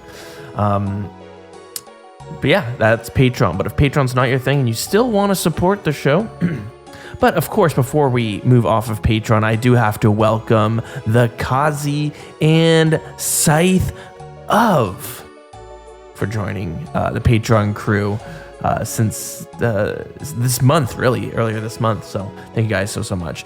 Now, of course, Patreon's not for everyone, but some people still want to support the show. So another way you can do that is by heading on over to buymeacoffee.com/dills, where you can make a one-time donation instead. So thank you very much to Waging Wars and 2JZ Soup for keeping me caffeinated this entire month so far. So thank you guys so much. Okay, it's early in the morning. I'm quite tired. I don't know if you guys can tell, but I do need to go re-up my coffee. So let's finish this segment, head back over to the show, and take some calls.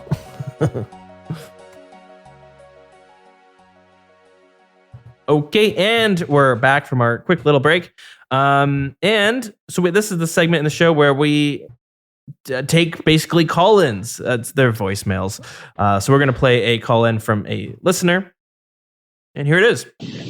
Hey, Wilderness Podcast. This is That's Johnny T. I wanted to know what everyone does while they're AFK, like what they watch or what they do. The other day I was reading Fear and Loathing in Las Vegas while AFKing fossil island crabs. It was pretty relaxing, but it got me thinking. I was wondering, like, what does everyone else do? Sometimes I'll do like a YouTube playlist and just have that little box, like right above the chat box, just to have something to watch while I'm doing like the mind numbing task. But yeah, thanks. Love the podcast, dude. Keep it up. I love being in the Wildy chat as well. It keeps me busy, it keeps me entertained, and I hope you guys have a good day. Bye. All right, that's Johnny T. Thank you so much for the call, and I will have to admit this came in a while longer ago than you would expect. So I'm very sorry that this got I lost it. But hey, you know what? We are in dire need of a question of the week, so that is what it's going to be this week. Let's turn to you guys. Bloodhound, what is your go-to thing when you're skilling? When you're by the way, guys, I have to say, I was on the XP Waste with Bloodhound some odd weeks ago, and when I discovered one of your goals is 200 mil experience in cooking. Yeah. Yeah, once I max, that'll be like one of the first things I do. 200 mil cooking, and then at least 20 mil XP in every skill. And those are my long-term goals for after max. So just trying to climb the ranks. I might get another 200 mil. I was thinking either woodcutting or thieving. So maybe both. Who knows? There's some skills that are just like mind-numbingly easy to do and decent XP per hour. Like woodcutting is the most AFK you can ever do. So to answer the question specifically, though, I have many hours of AFKing in this game. And the two things that I always find myself doing is like finding a good TV show and just posting up on my couch with my iPad. So like within the last week, I've restarted the show, The Orville, which is on Disney Plus now. And that's like a Star Trek. Yeah. So like similar to Star Trek, bro, right? I was telling my wife, I'm like, I like Star Trek, but sometimes it's just so boring and it's so heavy. And like, it's a show that I used to watch with my dad. So like, it's a fun show, but like the Orville takes the concept of Star Trek and adds in those comedic elements then it can pull you out of all the seriousness, but it has its serious moments. So I was able to literally, I did like 250k agility XP at Artie, mind you, in one day, just from like watching a couple episodes of the Orville. But yeah, TV shows. And then the other thing I do while I'm AFK is like, well, yeah, you can play another account, but like, I'll just post up in VC and Discord and hang out with people. I usually find myself gravitating to that one more often. The social element of this game is what kind of brings you back, I think. And the headphones that I have are not very comfortable to wear for long, long periods of time. So I don't really like sitting at my desk while watching TV. I usually am on the couch. And so it's almost very limited in what I can do while I'm on my iPad. So generally I'll just hop on the computer and hang out in VC. Or you play your group Iron Man, or vice versa. Like you play your main account and AFK on the groupie, or you're on your groupie and you're AFKing on the main. So that's me. Oxy, what would your go-to things to do? What do you find like you're constantly doing to like make those mind-numbing tasks a little bit more bearable? Damn it, Michael, you took my answer. Do you watch the Orville too? No. I've seen a couple episodes, but no, I'm funny enough, I'm not a big TV watcher. So TV, I have seen more series than probably not, but like, I'm not big on like binge watching anything, because generally if I'm in front of a screen for several hours, I'm going to want to be playing a video game. That's been my whole life, not even just with RuneScape. Like as a kid, I would get antsy sitting and watching The Office because like I wanted to go play, Call of Duty or, Zoo Tycoon in the other room. Nice. Like I've never been a big like TV watcher, even worse with movies. That said, though, somehow YouTube is pretty entrancing for me. The best days are when I have something AFK to do. Like I just finished up the thieving grind for the Diary Cape. Being able to watch, videos from all my favorite creators, whether RuneScape or otherwise, and you just have like a 3-hour backlog of like tabs open that you get to like close one at a time. Something's oddly satisfying about that. But no, Michael did take my answer. My like absolute favorite way is to spend time in voice chat with people, because we've said it time and time again. It's one of the best ways to make a shitty grind exponentially less shitty is to do it with other people. I've been killing chompies and doing herbivore the entire time that we've been recording. I've done like 70 something herbivore, I think. Yeah, this will be my 75th herbivore that I'm about to uncover right now. And it's not felt like I've been here for an hour and a half, because my mind is sort of sidetracked with what we're talking about. And I think that applies for pretty much all AFK grinds. So for me, it's VC. And like, if you're out there and you need something to do, join a VC, because wow, agility, rune crafting, even like construction, that's pretty click intensive, can get really boring if you're just doing it by yourself. So yeah. Those are great answers. Yeah, I think even if you're not, maybe you're someone who has like social anxiety and don't want to hop on voice chat. One, it's usually okay to just sit there and listen to other people talk or watch someone stream. Or two, even just chatting in a clan. I find it might be a little bit less efficient depending on what you're doing, but I mean, hell, whatever you have to do to get through it. My go-tos are definitely watching a show, or YouTube creators. I'll go down these rabbit holes of like some new channel I found, or maybe restarting Swampletics over for the 13th time, binging that. I'm currently restarted Trailer Park Boys. Any of you guys watch Trailer Park Boys? Yeah. It seems like a love or hate sort of show, but I restarted it and I remember hating season 1, but fuck, is it funny? Like 3 episodes in and I'm like cracking up. So I really enjoy that show. But even just, finding some sort of sitcom, it has to be a certain type of show. I couldn't watch Breaking Bad for the first time on the side while I'm playing some of these things, because I'm going to miss details on Breaking Bad. But something like The Simpsons or something that's easy, that if I miss a minute or two, it's not like I'm confused about what's happening in the actual show. And same goes for like podcasts. I have a bunch of podcasts that two types of podcasts. I think I mentioned it earlier, but I break a lot of podcasts into categories. Ones that are like usually banter based. So like kind of what we're doing here. If I zone out, I'm listening to two people talk, I'm not going to really miss much. But if I'm listening to like Dan Carlin's Hardcore History and I zone out for 5 minutes and now all of a sudden they skipped over some sort of battle and now I'm hearing about the aftermath of the battle and I'm confused as hell. So that sort of show is great for when I'm like, maybe whatever I'm doing, house chores or something. But if I'm like need to focus a little bit, then something a little bit easier to listen to. And then of course I have a few games that I like to boot up from time to time that are great RuneScape games. Like RimWorld is a good one because anytime you click off the screen, it pauses it for you. Or what's it called?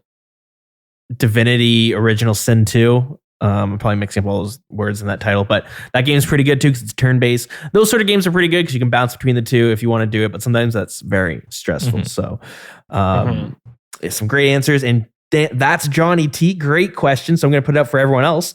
What is it you like to do to make those mind-numbing tasks a little bit more bearable? And it can be, tell me about a show you're watching, tell me about a movie, tell me about maybe you're super into music and you're listening to some new album that came out. I don't know. I had a friend who was really into that.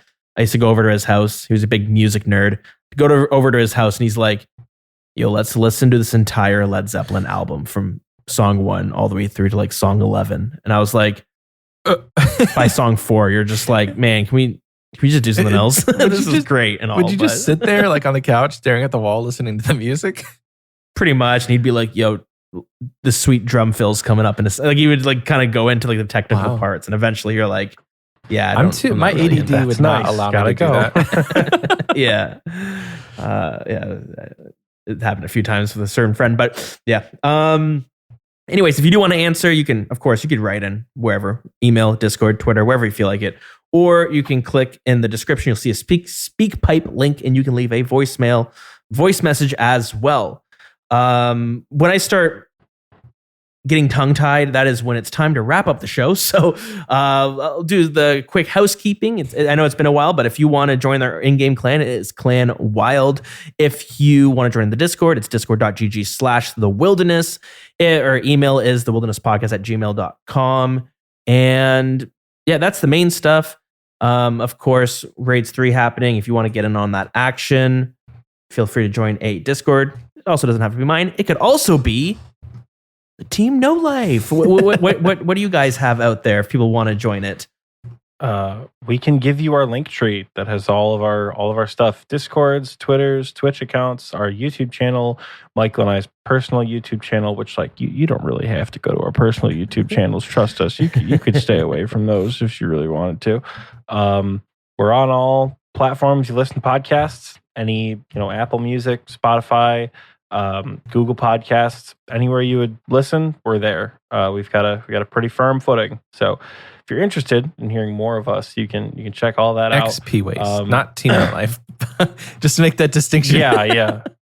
Well, Team No Life is the in-game clan. So if you're looking to chat with us in the in-game clan, if you want to join as a guest or like join for real, the clan is TNL. Just the letters TNL. Oh, very cool. So yeah, that was a fun one to pull on like 6 a.m. on clan system update day.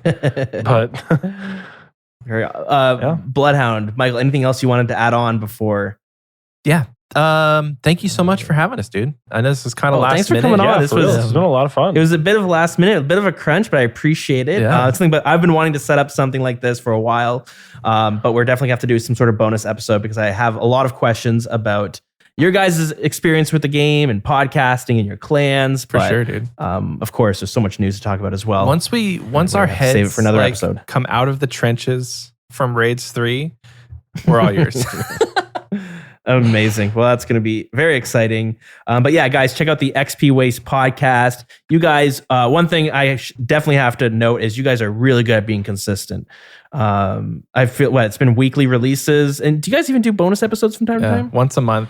One bonus episode one bonus episode a month for patrons. Yes. Amazing. So there's a lot of content out there, which is great. I think podcasters are always looking for more podcasts. So perfect.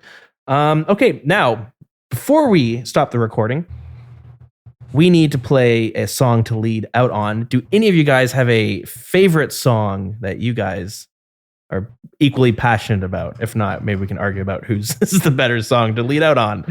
A RuneScape song? Again. Yeah, RuneScape song. Oh gosh. What's the first song that comes to mind? The songs that play in the Farming Guild are fun. They're just silly. Farming Guild. But I think Oxy would say something from TOB.